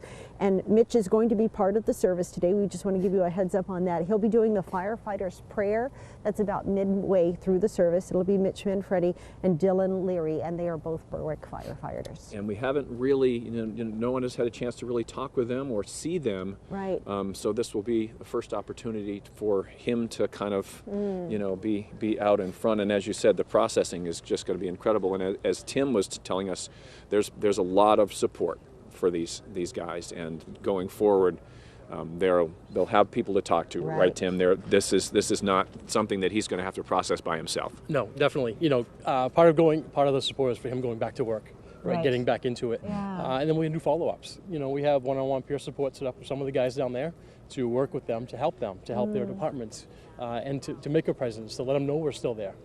Like I said, tomorrow when they go back to work, the cameras are gone. All the support's gone. All the staff's gone. It's just them. Right. To think about this. So we want to go back. We want to sit with them and talk to their families, because the families are going through a lot too. I heard a lot of guys I work with that have little kids. It's the kids like, Daddy, are you going to come home? Right. There's a lot of that. So there's a lot of education that we want to get out there for the families too, to help them understand, to help the kids understand. It's understanding we go to work. We could go into a burning building anytime, any day. Is this type of counseling relatively new? Because it's interesting when you talk about soldiers coming back from wars and PTSD, and I'm sure PTSD certainly applies in the same way here. For so many years there was this kind of macho, keep it quiet, keep it inside thing, and if you sought out counseling, you are weak. Clearly that's not true, and we're learning more and more about how it's not true now. Is this process relatively new, or has it been around for a while? It's new. In our department we've been working on this for years, and for us it was personal experiences that got us to being involved, to wanting to do something years ago, and now on a state level, national level, they're talking about it. They're talking about PTSD, and the biggest thing we have is the cumulative effect of seeing trauma every day. Seeing dead people every day, it builds up, builds up this tolerance. So now we're doing a better job of talking about behavioral health every day at work, and once it becomes part of it, it's okay. When we introduced this years ago, we were talking to some of the older officers and the older gentlemen in the department. And after we empowered them and talked about behavioral health, they came to us and asked for help. Wow. Just with a conversation. Just having a conversation. They're like, you know what, I should probably talk to somebody. So, it's very important. It has to be part of what we do from this point forward, in first responders, because it's like I said, it's the death and the trauma we see every day, the cumulative effect, and it's important that we talk about behavioral health in the fire service and even with police and dispatchers. Oh yeah, absolutely. I mean, the people answering that first 911 phone call and what's going through their minds and heads now. And clearly it was somebody that they knew. They didn't maybe know the name at first, but they knew it was a firefighter that they're familiar with. Right. But they have to keep their cool, and they have to be professional, and they have to get the help there, and they have to deal with it at some point. They do. And it's, for them, they can't unhear it. The things they hear, they can't unhear. So it's good to be able to talk about it as a group after, for them to be able to process it. And all the levels from the 911 call to the guys that run scene to the guys that pulled him out, it was talking with them. Letting them know that everything they're going through is normal. You're having a normal reaction to an abnormal circumstance. Those are the things we talk about, and empowering them to be able to talk about their feelings, dealing with this call, dealing with any call. And for them, it's important that we're there. And sometimes you're not hit by it right away, right? You might have a couple of weeks, and then all of a sudden it comes breaking down hard on you, or a month or a year even. The mind is a wonderful thing. And like you said, everyone reacts differently, everyone processes differently, everyone is going to be able to heal differently. Right. And in Mitch, it's going to be the why. The why for forever. Right. He'll probably never know, and he's always going to have that why. But it's to be able to, like I said, empower him. To give him the strength to go on, have a successful career in the fire service. That's what's important, and to be able to give him the help that he needs to be successful. He hasn't really spoken publicly, neither has Joel Barnes' family. They have so much going on, so much process, so much mourning to do. I'm just so glad the fire department is so there for them. That big family is I'm sure they're leaning hard on you right now. Yeah. It's amazing. For us to be able to go down there and help them, it's been an honor and a privilege, to be down there, to be able to support them. But, with us is we don't want to stop. Right. For years we've been doing this in Biddeford and other departments have programs, but we want to continue. We want to help them. We want them to be able to have their own program. Other departments to have their own program in place. So that's the important thing moving forward after today, is supporting the family, supporting the firefighters' families moving forward. Yeah.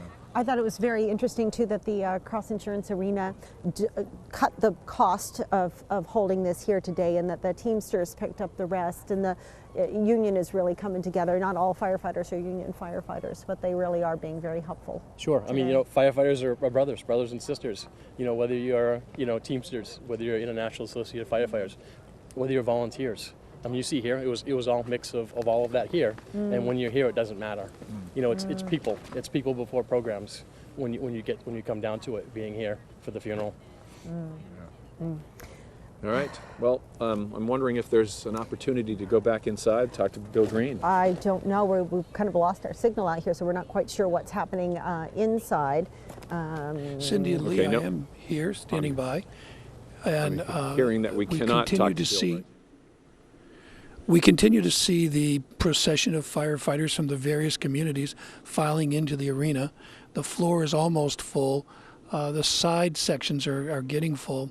It's a quiet, contemplative time, I'm sure, for everyone here. It's bringing home, as the poet said, shoulder high.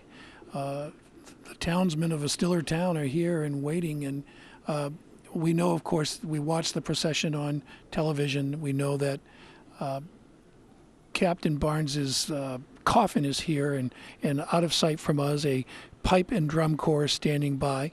The pipe and drums have come from around New England. They limited it to just New England, and they will be led by the Maine Public Safety Pipe and Drum Corps. And Cindy and Lee talked about the pipes, of course, and we talked earlier about the pipes and the significance and their power. And this is simply respectful. This is almost religious, or almost just a quiet, contemplative, respectful time of thousands of firefighters who have come together.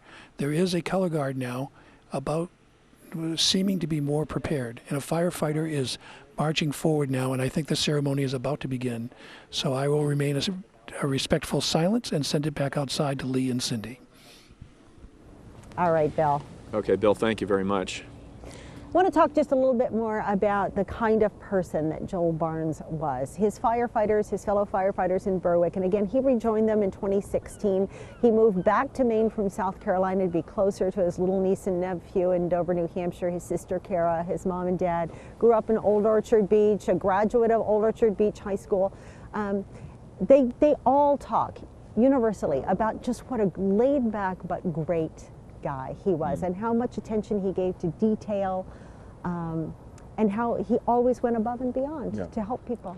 And again, the perfect illustration of that is what he was doing in that fire, jumping on a friend and comrade to protect him. And interesting that he was the safety training officer, so clearly he knew the protocol. He knew what he was going to do. He was going to help and protect the younger firefighter who he was with. Yeah, it's really something. It's really something. You know, it's funny too, because the word hero is thrown around, and sometimes it applies, sometimes you're not so sure. Certainly applies in this particular instance. Yeah. It surely does. Once the memorial service gets underway, we're going to just let you watch that. We're not going to be talking. We just want you to take in the scene. As Bill said, it's very somber. You can see that all of the firefighters have filed in. They're seated. I'm sure the family is there now. I know Governor Janet Mills was there, met with the family earlier in a private room. And I know it was a lot of dignitaries are here to pay their respects and really just say thank you for his sacrifice. Yeah. We should mention too that though you haven't been hearing from her during our live coverage, Susan Kimball is on the scene here today as well. She's going to be preparing a story for the evening news tonight, which, if you know any of Susan's work, you'll know it'll be a great piece. So you want to look forward to that this evening on the 6 o'clock news. That's right. We'll wrap all that up. Yeah. Again, Joel Barnes is the first firefighter in Maine to die in an active fire situation in 30 years. It just doesn't happen very often, but when it does, it is especially sad. I mean, it's always sad when we lose a firefighter in any circumstance. But in that active fire, I mean, clearly it was one of those situations where they hit a wall of flames and it went from bad to worse very, very quickly. Yeah. And it's kind of interesting and unusual that it wasn't all that long ago that we had the Cole funeral too, a law enforcement officer. So for quite some time we didn't really have anything like this to unfortunately have to cover. But we've had to do two in the last, was that just last year? Yeah, I think it was just last year. Yeah.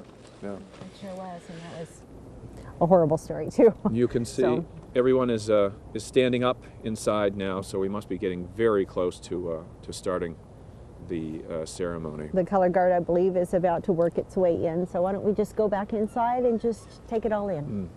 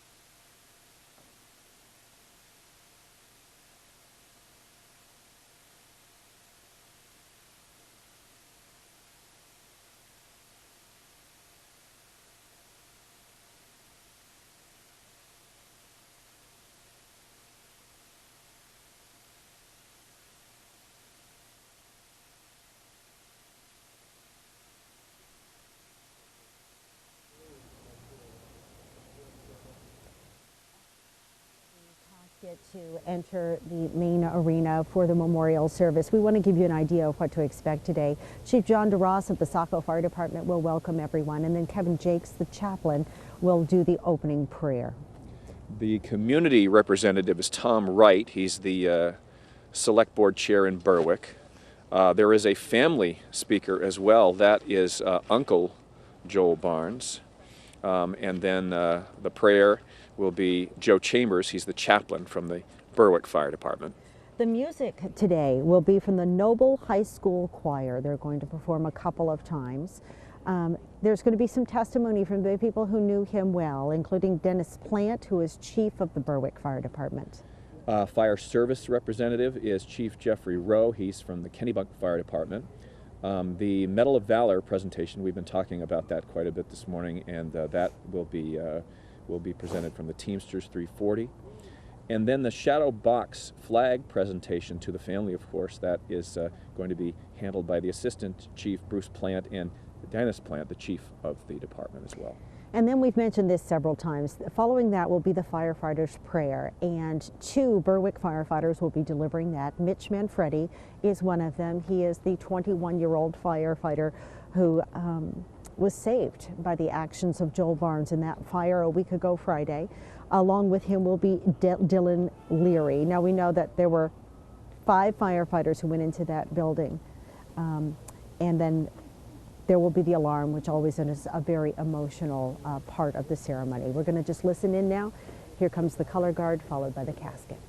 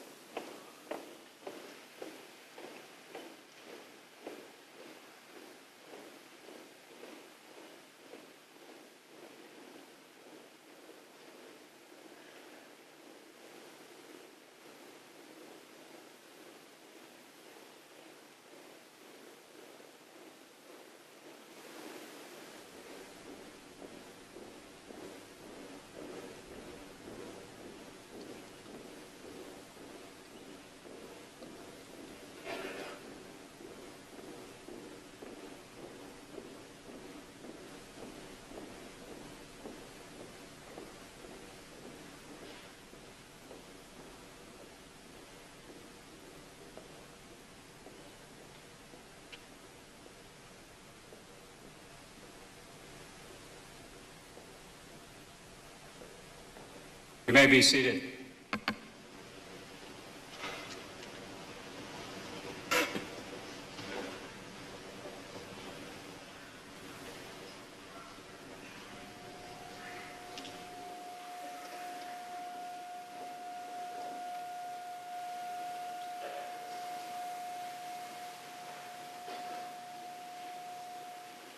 Well, good afternoon. My name is John Duras. I'm the Fire Chief in the City of Saco, the President of the Maine Fire Chiefs Association.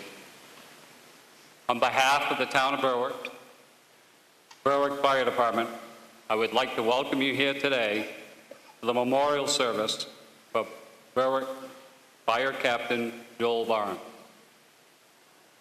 To Joel's family, again on behalf of the town, its fire department, and the entire fire service, please accept our deepest sympathies for your loss.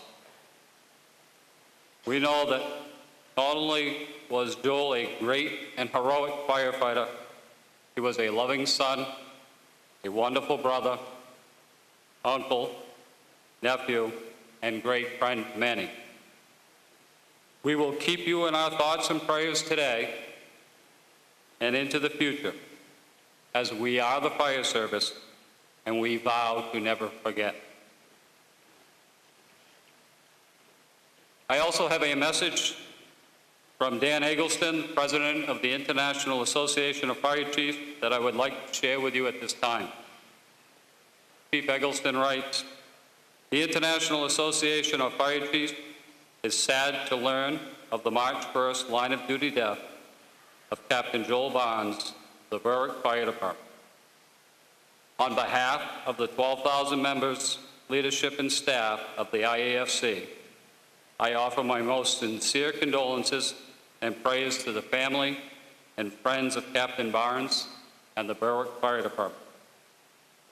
May joyful memories of Captain Barnes forever remain in the hearts of everyone who knew him and loved him. God bless." When all of the investigations are complete and the reports have been published, they will all include at least one common theme. That is, the final actions of Berwick Fire Captain Joel Barnes were in fact truly heroic. At this time, I will ask Kevin Jakes, chaplain of the Biddeford and Saco Fire Departments, to come forward and offer the opening prayer.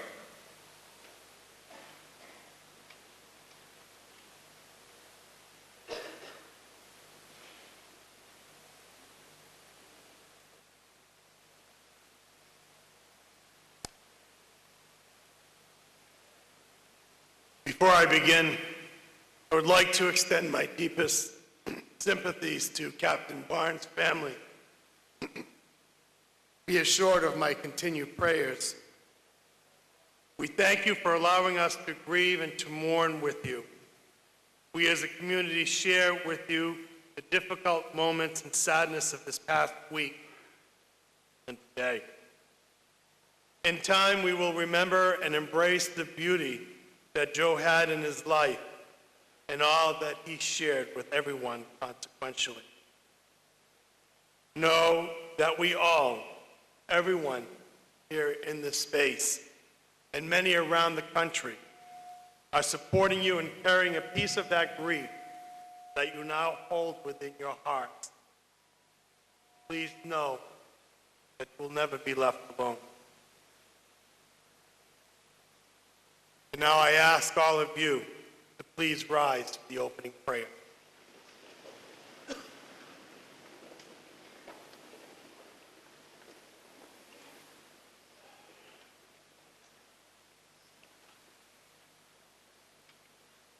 Let us pray. Lord, we gather together today as brothers and sisters of the fire service, first responders, family, and friends, to honor the life, commitment, and unwavering sacrifice of Captain Joel Barnes. We thank you for his gentleness. We thank you for his leadership. We thank you for his humility. We thank you for his friendship. We thank you for his commitment as a firefighter. And above all, we thank you for allowing us the opportunity to know him as you would want us to. Bless those who will speak today and open the hearts of all who will hear their words. Be with us this morning as we pray for Joel and remember the work that he has done throughout the departments that he was most involved with, in his childhood and friendship that he forged along the way, and the love and adventure which he shared with his family throughout his life. Let us especially keep in our prayers his beloved brothers and sisters of the Berwick Fire Department, the community of Berwick, and those with whom he worked close day by day. Father, we seek in a special way your mercy on Joel's soul. May you call him forward to enjoy the rewards of his goodness in paradise with all those who have gone before him, the angels and saints, with his fallen brothers and sisters, and all his family members. We ask this through Christ our Lord. Amen.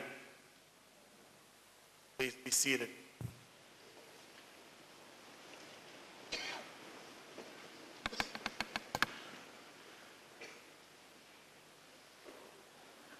To offer a few words from the Berwick community, Tom Wright, Chairman of the Board of Selectmen, Berwick.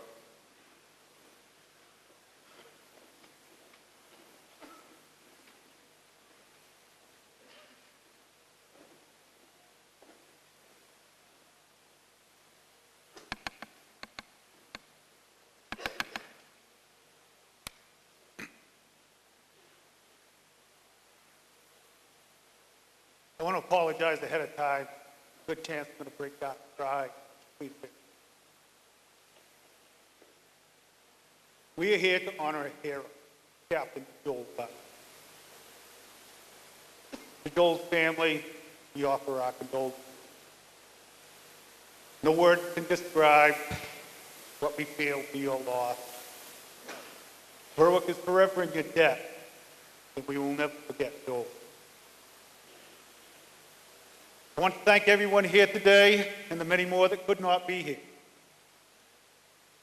On behalf of the town of Berwick, I want to express our gratitude to all those who came rushing to our aid in this time of sorrow. Berwick could not have coped with the aftermath of this tragedy if it had not been for that help that came rushing to our aid. From the time the first call came in, the support network has grown to hundreds of people looking out for Joel's family, the town of Berwick. Thank you to all the departments that responded on that day. Without you, the outcome could have been much worse.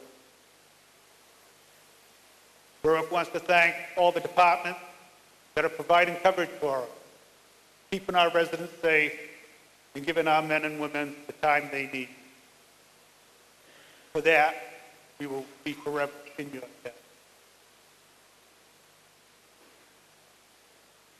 As I look out at the crowd of people gathered here today, I don't just see a crowd gathered to honor a fallen fighter. To me, it is a sea of heroes. Whether a professional or a volunteer, every woman and man that puts on a uniform, puts their life on the line for a stranger, is a hero. Joel was a hero many times. When he responded to an accident scene and treated the injured, he was a hero. When the call came in for an elderly resident in need, Joel was a hero to the family that got to keep a loved one by their side. He was also a hero in many smaller ways. When he helped with the library book sale, when he taught fire safety in our school, or played with the children in our summer recreation program, Joel was a hero every day that he was.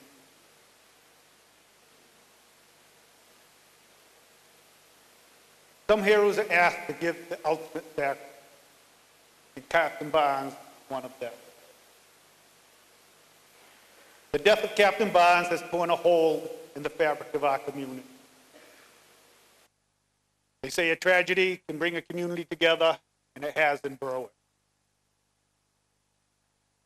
After the outpouring of support from around the country, I can see that we are part of a far larger community. For that, we are grateful. It'll take time, but Berwick will heal. We will never forget.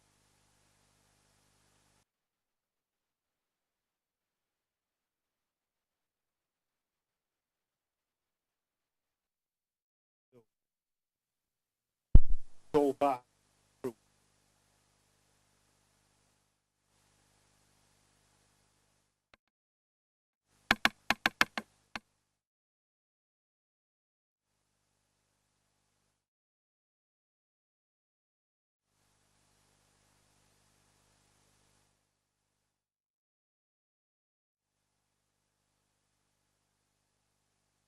With a message from the family, Joel's uncle, Joel Barnes.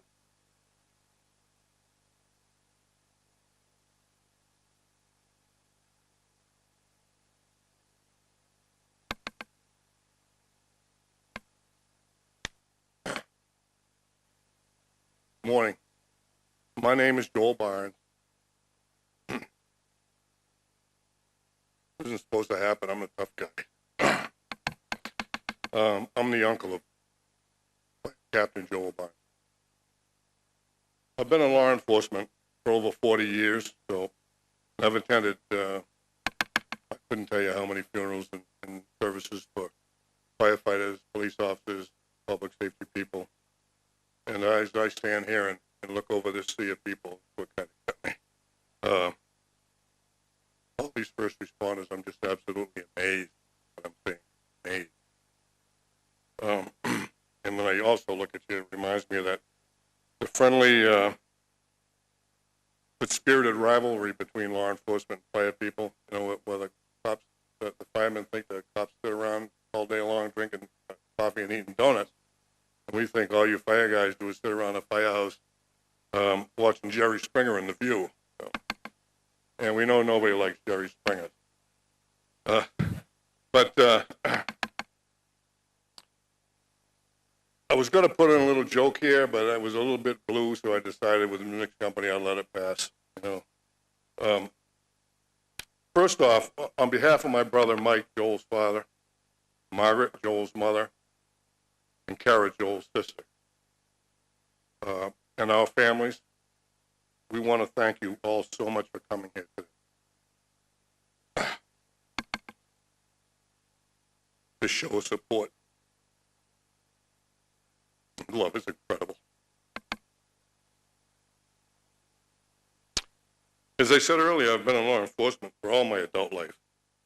And I understand the bond that forms between members in public safety, and I also realize that the bond between firefighters, paramedics, EMTs, and all the people involved in fire service, probably the strongest bond of all. You know, cops get together pretty good, and you know they have a few beers, but usually fire guys, you really know how to do it, and you've shown it today. You've done it right. And the need to be here and show your support and to pay tribute for Joel for his truly heroic action is a statement of exactly who you are. And while we mourn his passing, this amazing young man, we got to celebrate his short but dedicated life to his fellow man. Without hesitating, he gave his life to save the life of another firefighter, and he did it in the most selfless, courageous way possible. Thank him for that.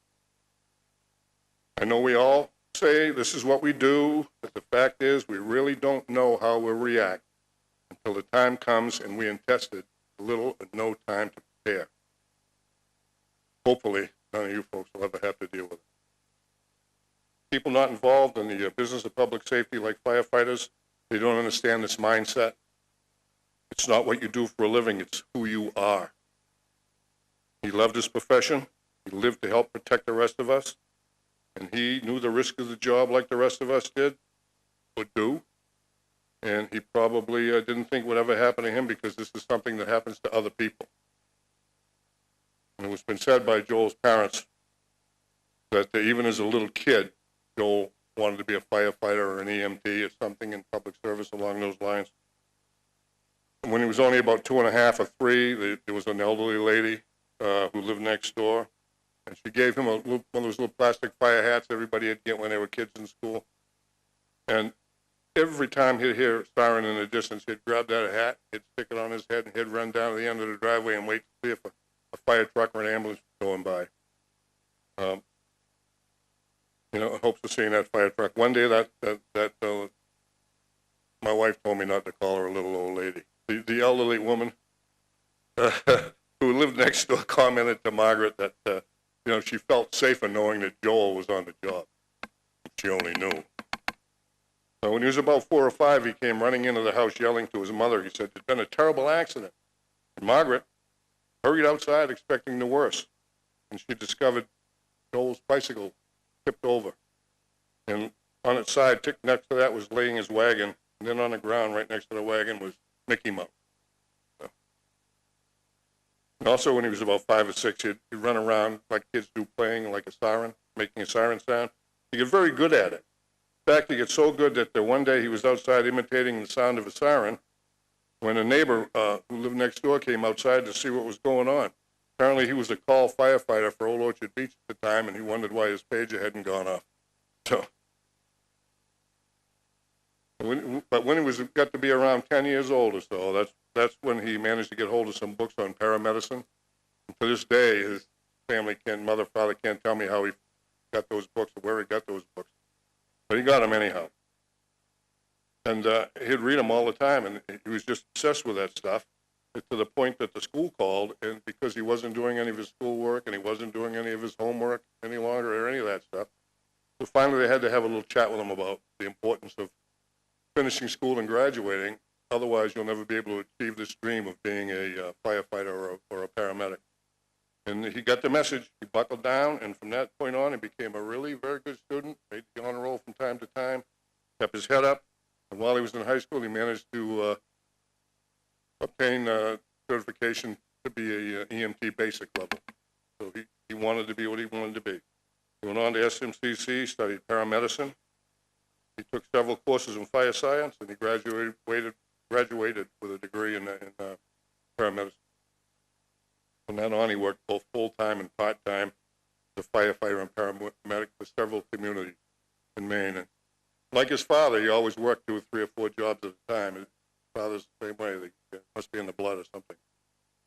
And as most young people do, he wanted to spread his wings a little bit, so he took a job as a paramedic in Somerville, Mass, and worked there for about a year, and I'm sure he got quite an education down there. It's not like working in southern Maine by any stretch of the imagination. Then he moved on to the Myrtle Beach area in South Carolina, and I think it was the Myrtle Beach County, and if there's any Myrtle Beach people here, if I'm wrong, I apologize. But I believe that's where he went. He attended their fire academy, and he stayed down there for a few years. But while he was down in South Carolina, that's when his sister Kara and her husband Dan had a baby son, Evan. And that's when Joel made the decision that he wanted to be closer to his family and move back up here. And that's what brought him to Berwick, into the Berwick Fire Department. And I can tell you, he told me more than once that he just loved that job and he loved that place. He loved that whole area down. Even so, he was full-time in Berwick. He continued to work part-time off and on. I think he worked for the Acton Fire Department on call, and the York Ambulance in York, Maine, on his days off. And I don't know where he found the time, but he did. He bonded with his nephew Evan very well. And as Joel's sister Kara put it, he was the best uncle ever. He spent lots of time playing with Evan. He'd make up games and just go on for hours with the kid. And he bought a house in Shapley, so he'd be about halfway between his folks, his sister, nephew. And as Kara said, he was the uncle that everybody wanted. About 18 months ago, Kara and Dan had a niece, a daughter, a little niece for Joel, Adrienne. But he was really just starting to get to know her when he passed. He was a good son. totally dedicated to his mother, Margaret. He spent a lot of time with her. He was able to count on him for absolutely anything. It seemed as if she'd call him, and when she hung up, he'd be coming through the door. He'd just drop whatever he was doing. He also spent considerable time with his father, Mike. They traveled to ball games in Boston, Baltimore, and Toronto, and several colleges. They made their rounds. My brother's kind of a baseball geek, but that's a whole nother story. Joel he just made friends effortlessly, and if any of you folks looked at his Facebook page, it's amazing. It just wouldn't stop. It just kept coming and coming and coming. And he would always go the extra mile. My nephew, Captain Joel Barnes, was an exceptional gift to anybody that knew him. We'll miss him, but we will never forget what a blessing it was. All you first responders, God bless everyone and stay safe. God bless my nephew, Joel Barnes.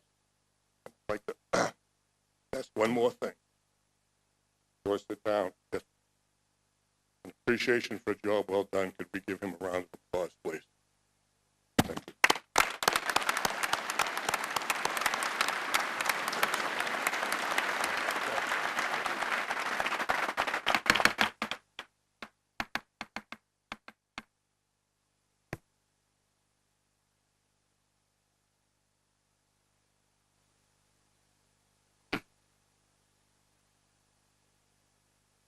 I'll ask Chaplain Joe Chambers, the Berwick Fire Department, to provide the next prayer.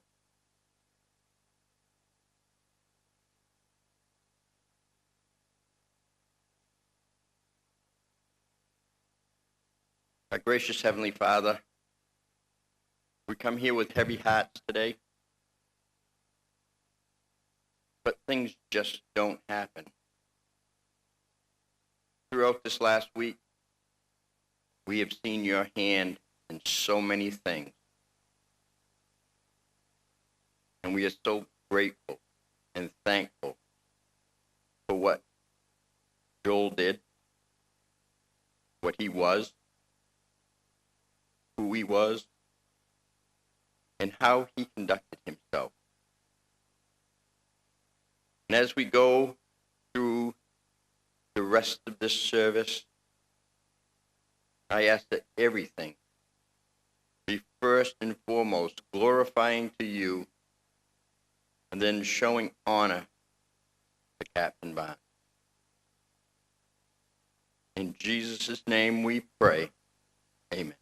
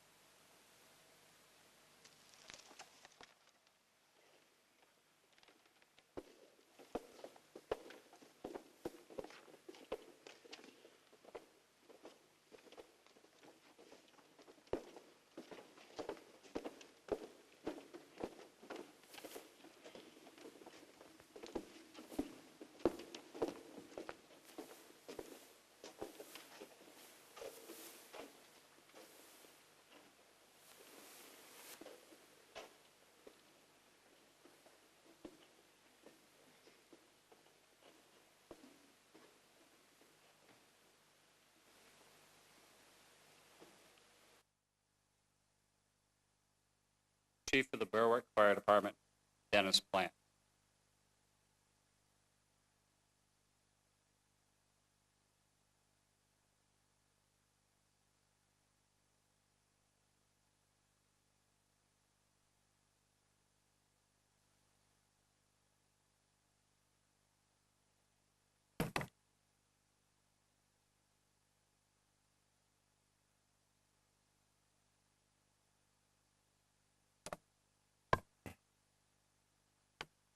Good morning, everyone. I'm Dennis Plant. I'm the fire chief for the town of Berwick, Berwick Fire Department. Been serving as chief for 29 years and serving the department and the community for about 50 years. There are few of you in this arena that have stood where I am today. This is not a club that I thought that I would ever be in. This is difficult for me and others, so please bear with me, as you can imagine.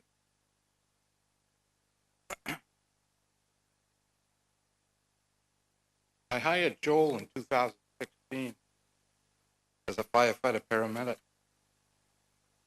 He graduated from Southern Maine Community College with an associate's degree in paramedicine in 2010.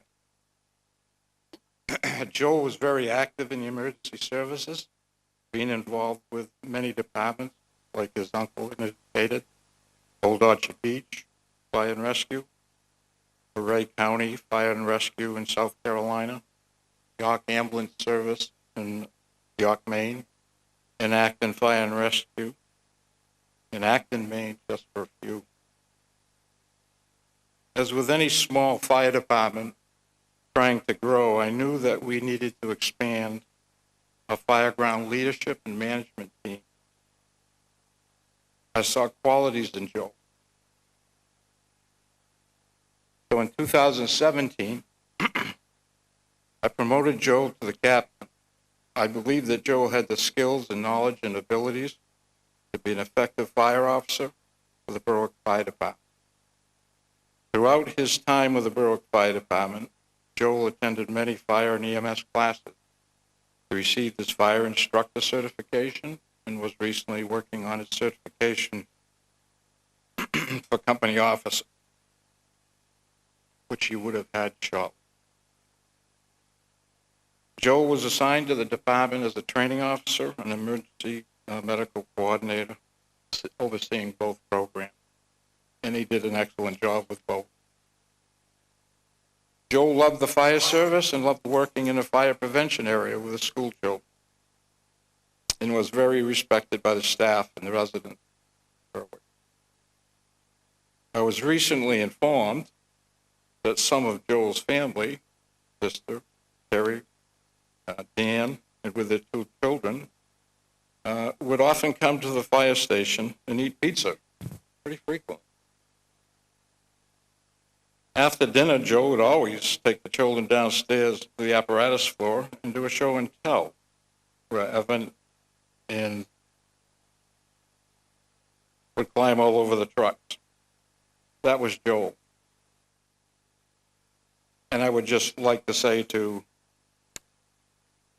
Kara that anytime you're more than welcome to the station with the kids, I'll buy the pizza if you let me know when you come. Joe was also involved in the planning of the new Berwick Fire Station and brought many new ideas to the design process.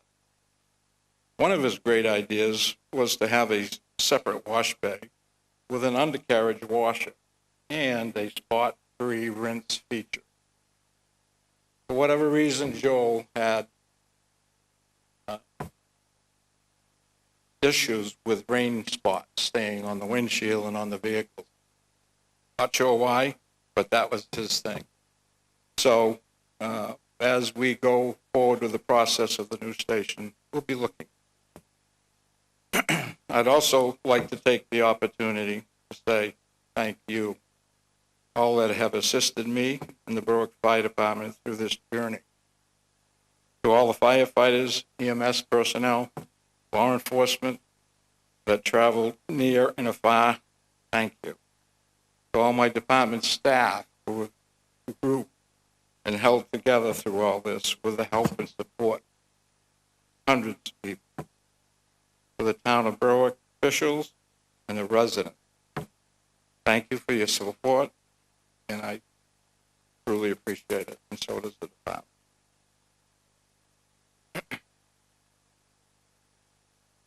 On March 1st will never be the same for me or for the department. When you leave here today, please remember that Captain Burns made the ultimate sacrifice for saving a brother's life. Captain Burns is a hero. He is my hero. He will greatly be missed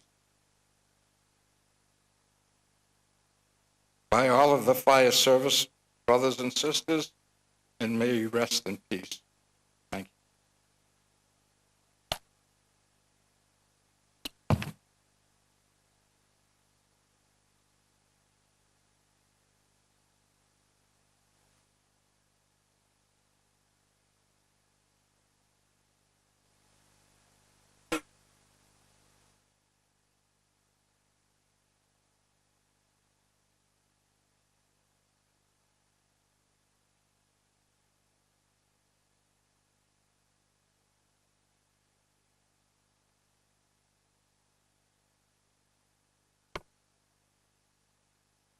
I'll ask Chief Jeffrey Rowe of the Kennebunk Fire Department to come forward and speak about the fire service.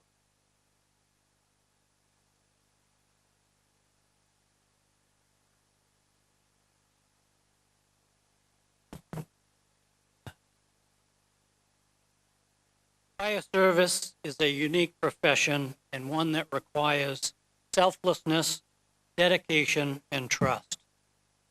Each of us has made the decision to join the fire service for a different reason. Maybe your father or your grandfather was a firefighter. Maybe we followed a best friend or a sibling into the fire service. Perhaps we were inspired after a firefighter saved the life of a loved one or a neighbor. Captain Barnes wanted to be a firefighter at a young age and made the selfless decision to become a public servant. We are the ones who accept the risk and run towards danger every day. The public trusts us to protect and serve our communities, our neighbors, our friends and family, and often complete strangers. We are the ones who answer the calls on the worst days of people's lives. What other profession do you know where people open their doors to complete strangers at their most vulnerable moment? Today is a somber day as we honor and remember Captain Joel Barnes and the ultimate sacrifice he made March 1st. Captain Barnes died a hero that day.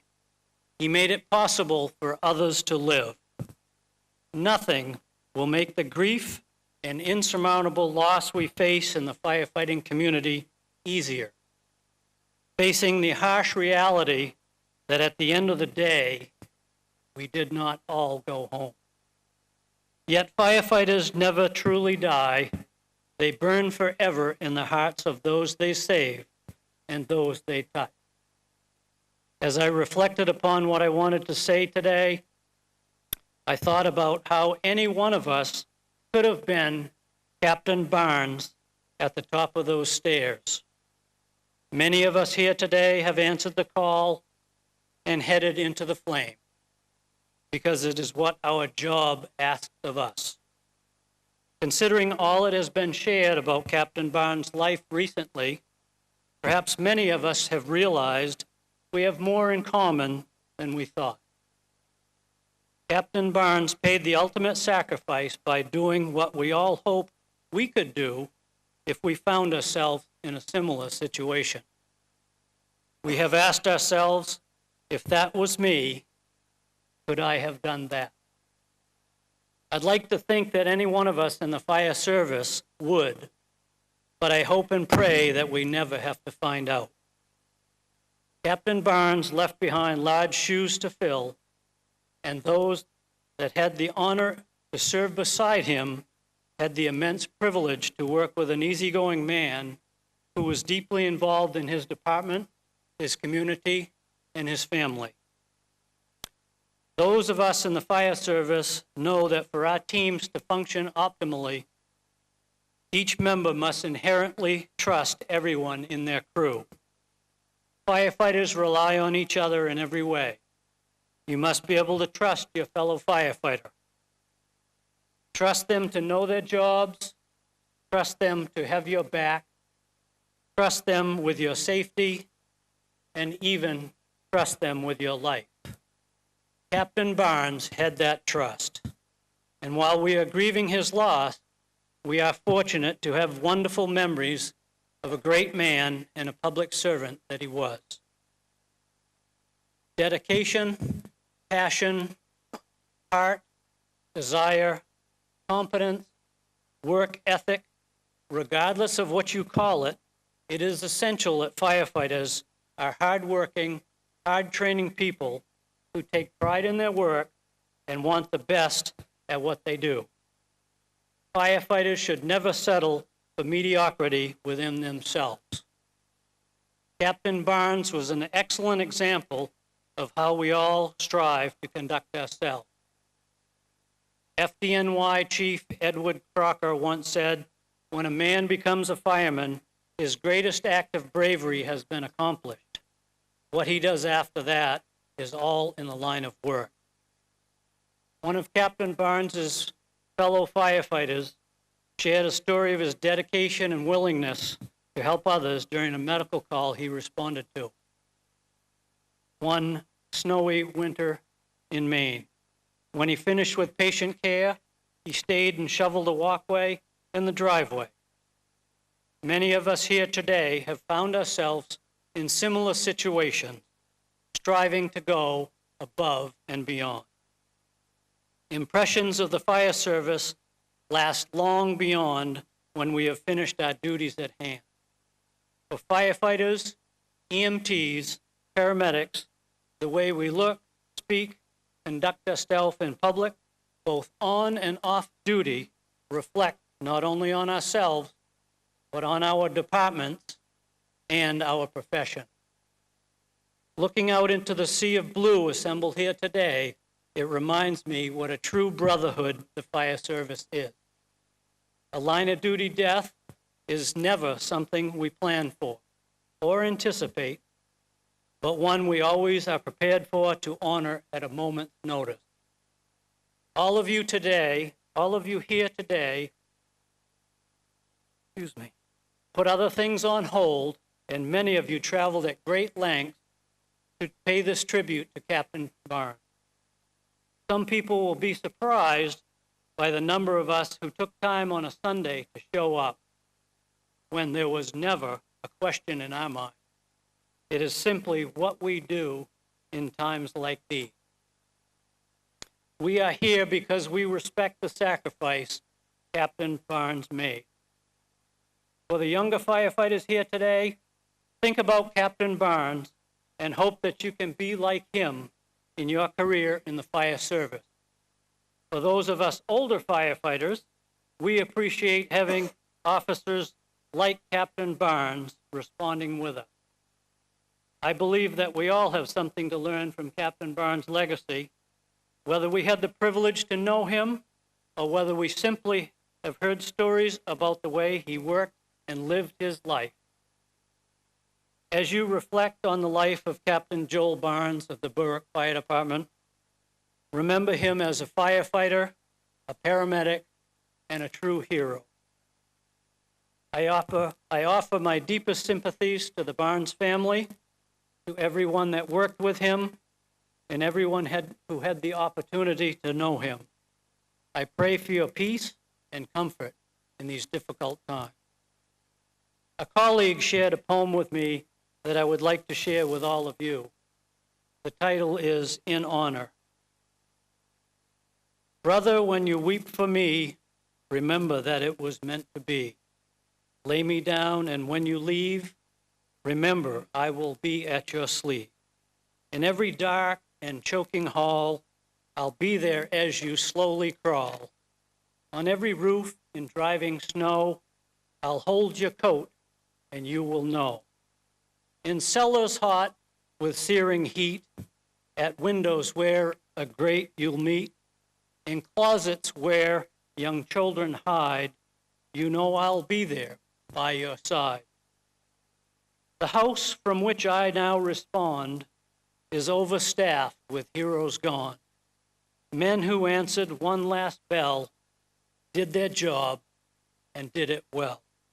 As firemen, we understand that death's a card dealt in our hand, a card we hope we never play, but one we hold there anyway. The card is something we ignore as we crawl across a weakened floor, for we know that we're the only prayer for anyone that might be there. So, remember as you wipe your tears, the joys I knew throughout the years. As I did the job I love to do, I pray that thought will see you through. And as you depart today, take pride in the work that you do.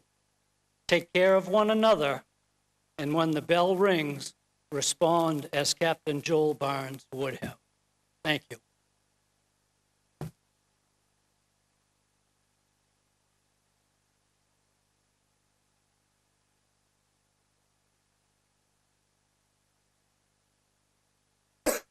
Teamsters 340 would like to make a presentation.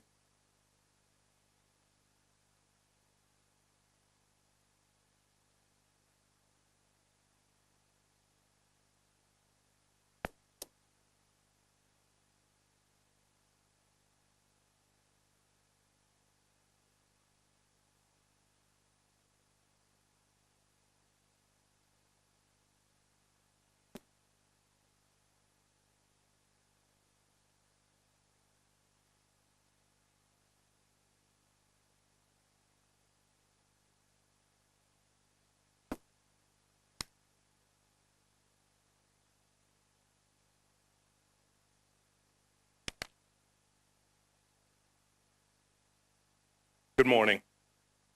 On behalf of Teamsters Local 340 and the International Brotherhood of Teamsters, I would like to first extend my condolences to Joel's family and the Berwick, Acton, and Old Orchard Beach Fire Department. Today we celebrate the life of a hero whose last act on earth was to save the life of a brother firefighter. In the Fire Academy, we're taught to think of the bigger picture, to sacrifice a lot to save a lot. Joel's sacrifice on March 1st, 2019 may have cost him his life, but it spared the life of another. There is no better example of this concept. We are also taught about brotherhood. Brotherhood recognizes no gender, no blood relation, and no department or union affiliation. Instead, brotherhood is what you see here today. Thousands of firefighters from all over the world, most of whom never met Captain Barnes, lining the streets, saluting to pay respect to a fallen brother. Brotherhood defines who firefighters are and should be. It speaks to the very core of self-sacrifice, selfless action, and giving everything you have to others. When Captain Barnes lay on top of his partner to save his life, he exemplified brotherhood. In order to properly recognize Joel's action, Teamsters Local 340 and the International Brotherhood of Teamsters would like to present Captain Barnes' family with the Medal of Valor. The Medal of Valor is awarded to individuals whose actions go above and beyond the call of duty and exhibit exceptional courage, extraordinary decisiveness, and presence of mind, or an unusual swiftness of action, regardless of his or her personal safety, in an attempt to save or protect human life. I can think of no more suitable candidate than Captain Joel Barnes of the Berwick Fire Department. In closing, I'd like to quote John chapter 15, verse 13. Greater love has no one than this, that someone lay down his life for his friend. Captain, may you rest.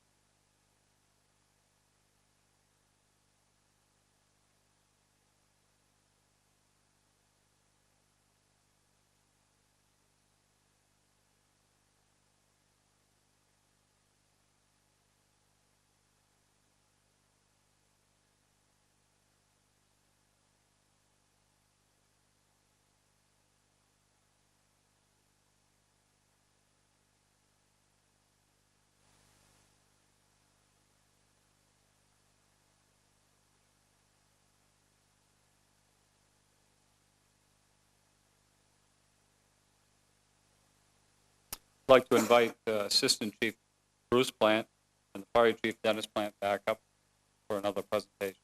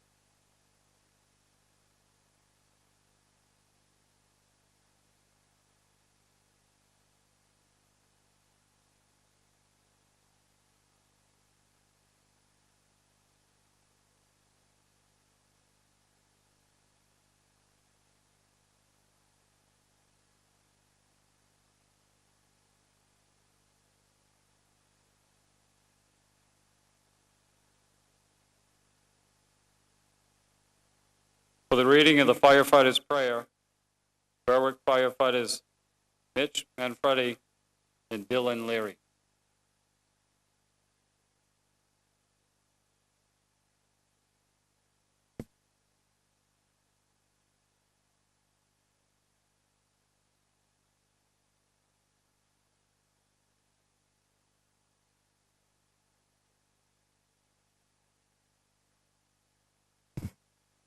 When I am called to duty, God, wherever flames may rage, give me strength to save a life, whatever be its age. Help me embrace a little child before it is too late, or save an older person from the horror of that fate. Enable me to be alert and hear the weakest shout, quickly and efficiently to put the fire out. I want to fill my calling, give the best in me, to guard my friend and neighbor and protect his property. And if according to your will, I must answer death's call, bless with your protecting hand my family, one and all.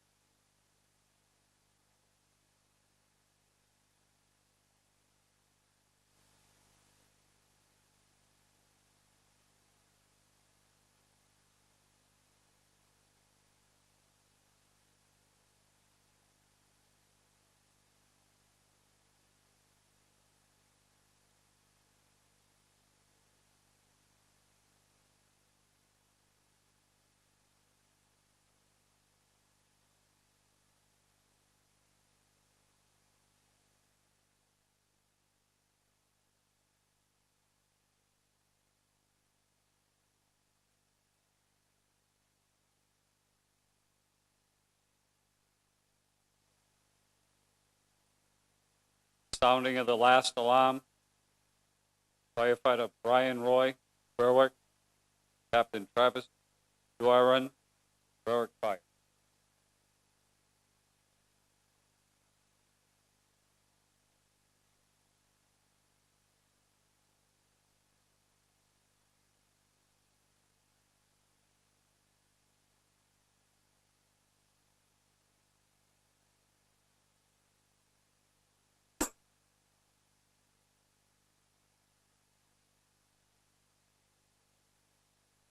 The 555 explanation. Long before telephones and radios, fire departments used the telegraph to communicate. When the handle was pulled on the once familiar red fire alarm boxes found on nearly every street and corner of America, a special code was transmitted to every fire station. When a firefighter died in the line of duty, the fire alarm office would tap out a special signal. That signal was 5 measured dashes, then a pause, and 5 measured dashes, then another pause, and 5 more dashes. This became universally known as the tolling of the bell and was broadcast over all telegraph fire alarm circuits. This signal was a sign of honor and respect for all firefighters who had made the ultimate sacrifice and has become a time-honored tradition. We now toll the bell with signal 555 in honor of Captain Joel Barnes.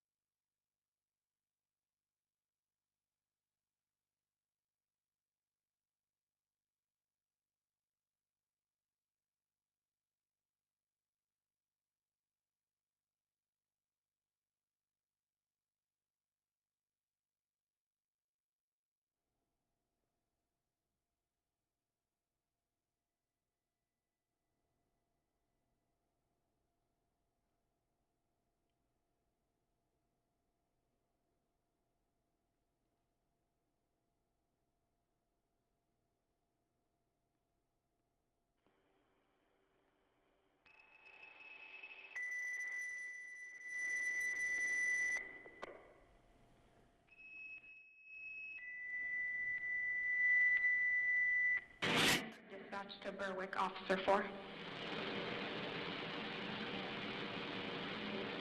Sanford, dispatch to Berwick, Officer 4. Sanford, dispatch to Berwick, Officer 4. No response from Officer 4.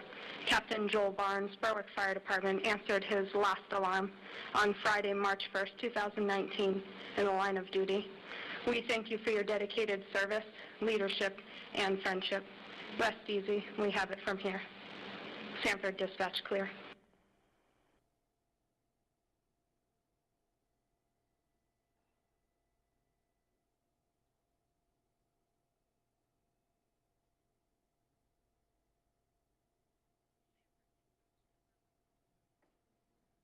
Chaplain Joe Chambers from the Berwick Fire Department will offer the eulogy and the closing prayer.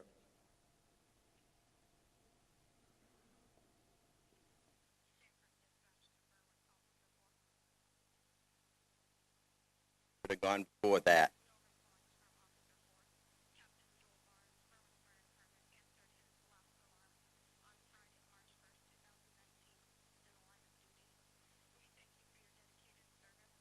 Our Heavenly Father, may these words be your words and not my words. Touch everybody here in some way. Thank you for your Son, Jesus, whose name I pray. Amen. We heard this verse earlier, John 15, verses 12 and 13. My command is this: love each as I have loved you. Greater love has no one than this, that lay down his life for his friend. We think about everything that has transpired within the last 10 days or so. It's pretty evident that love needs to be the corner of every aspect that we think about. John 13, 34 to 35. A new command I give you, love one another as I have loved you. So you must love one another.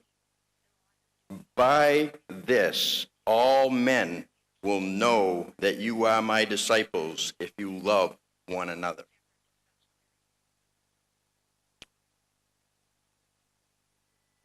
Romans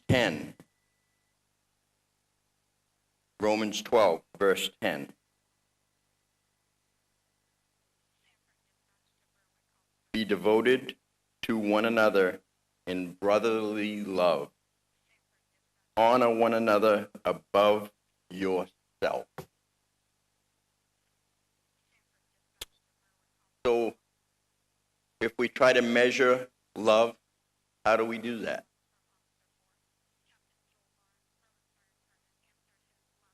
Help and love when it's not convenient. Captain Barnes, check, well done. Giving until it hurts, then a little bit more. Captain Barnes, you gave a lot more. Well done. Others' welfare rather than your own.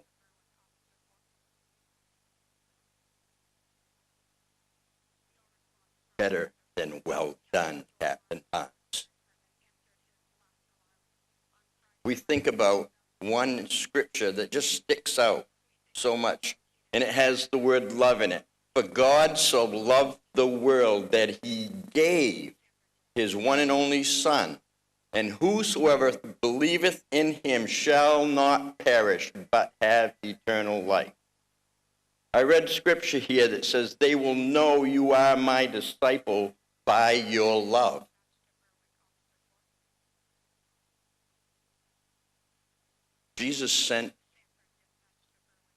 God sent Jesus, his Son, to die on the cross for each and every one of us. And if you believe in Jesus as your Lord and Savior, you have eternal life.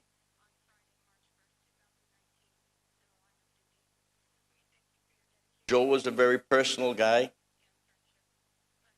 quiet, soft-spoken.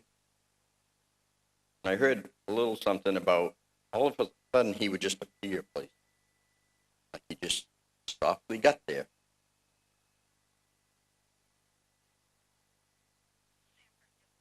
But having a relationship with Jesus Christ is a personal thing. It's something that we can say, this individual, yeah, we know it, we know it. But it's usually because of their actions and their heart.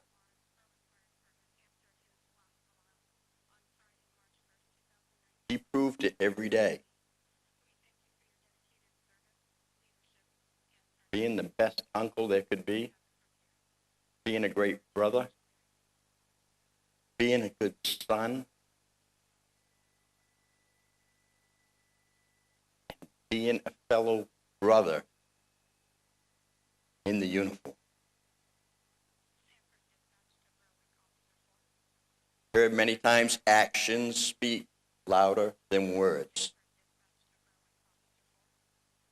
Joel was quiet with words,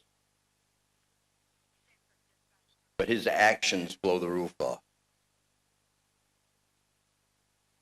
He was a hero. He will always be remembered as a hero.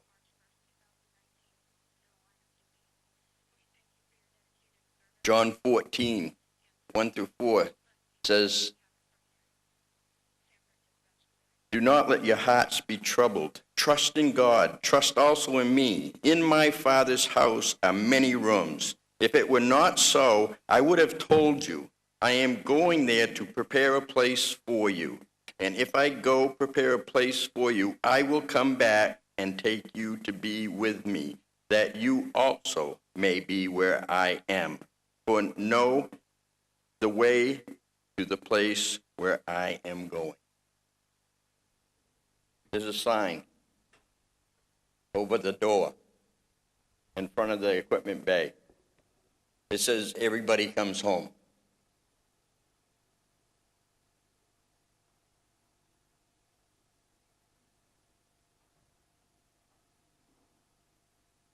Joel's home. Joel is home. And I'm not going to encourage, but I would say, I'm pleading with you, if you have not accepted Jesus Christ as your Lord and Savior, do so, because tomorrow is not promised. Tomorrow is not promised to anybody. But Jesus, laying down his life for us, gave us the promise of eternity, and we will be able to see Joel again.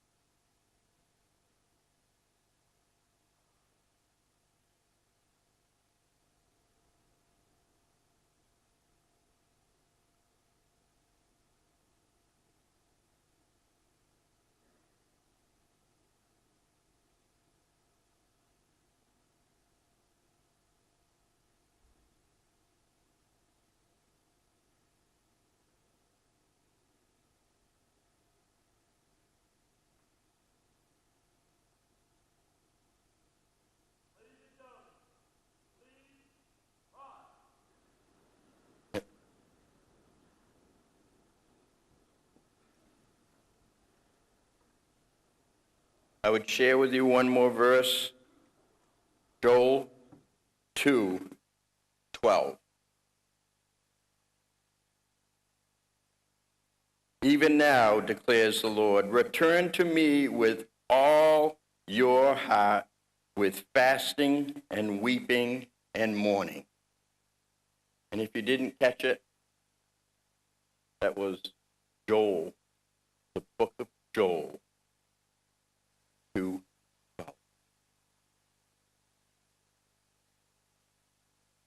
Bow our heads. Our Heavenly Father, we come today showing honor and respect to a hero. We think about all that has gone on this week. And then where do we go from here? When reading a book, we go to the end of a chapter, we close that chapter. We never forget what was said or done in that chapter, but we have to close that chapter and open a new one to move on. Joel would have wanted nothing but that. And to my fellow brothers and sisters, I would say there's things that are going to happen that are going to bring back memories. And sometimes they can clog us up, they can nail us down, they can tie us up. There's things that are seen that can't be unseen. There are things that are smelled that can't be unsmelled. There are words and things that we have heard that we can't unhear. And I would encourage everybody, especially the people at that fire scene, to embrace them for the good and to see what good came out of the entire situation. Lord, give us the grace, give us the mercy and the peace that surpasses all human understanding. Help us to go on doing what we do, which is in our blood. Lord, you have created the toughest and the bravest people that walk the face of this earth in the American firefighter. Give us the strength and the ability to go on and do what we do. Rest in peace, Captain. You were a hero. And it's in the almighty, powerful name of Jesus Christ that I say, amen.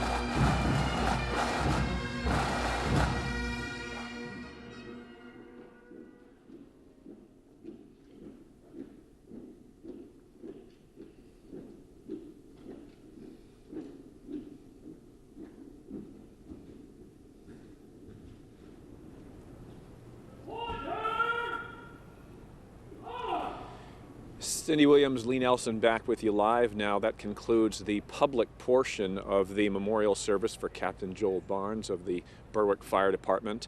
We will tell you what happens next, maybe show you a little animation too, as from here the casket will travel eventually to the Calvary Cemetery in South Portland. So they're going to continue down the road behind us here down to Commercial Street, and then eventually make their way back over to the Casco Bay Bridge and go back over the bridge and to the Calvary Cemetery. And of course, folks along the route, you are encouraged, if you would like, to be out there waving flags and salutes, etc. However, the ceremony at the cemetery is private, as was the funeral service earlier this morning. Yeah. Well, there was some audio difficulty inside the arena today. Really unfortunate. That was a problem with the arena's audio system. That's the way it sounded inside too. So people were not dropping their S's like it sounded like. That was just an issue that nobody could control. But it really didn't take away from the emotion of the moment. Just the incredible love and respect that people in that arena and everywhere really have for Lieutenant Joel Barnes, and the incredible work ethic that he had, his love of people and family, and his ultimate sacrifice. I know Bill Green was inside the arena listening to all of this. And Bill, the bell ceremony I know is especially emotional for you. Well, indeed, Cindy.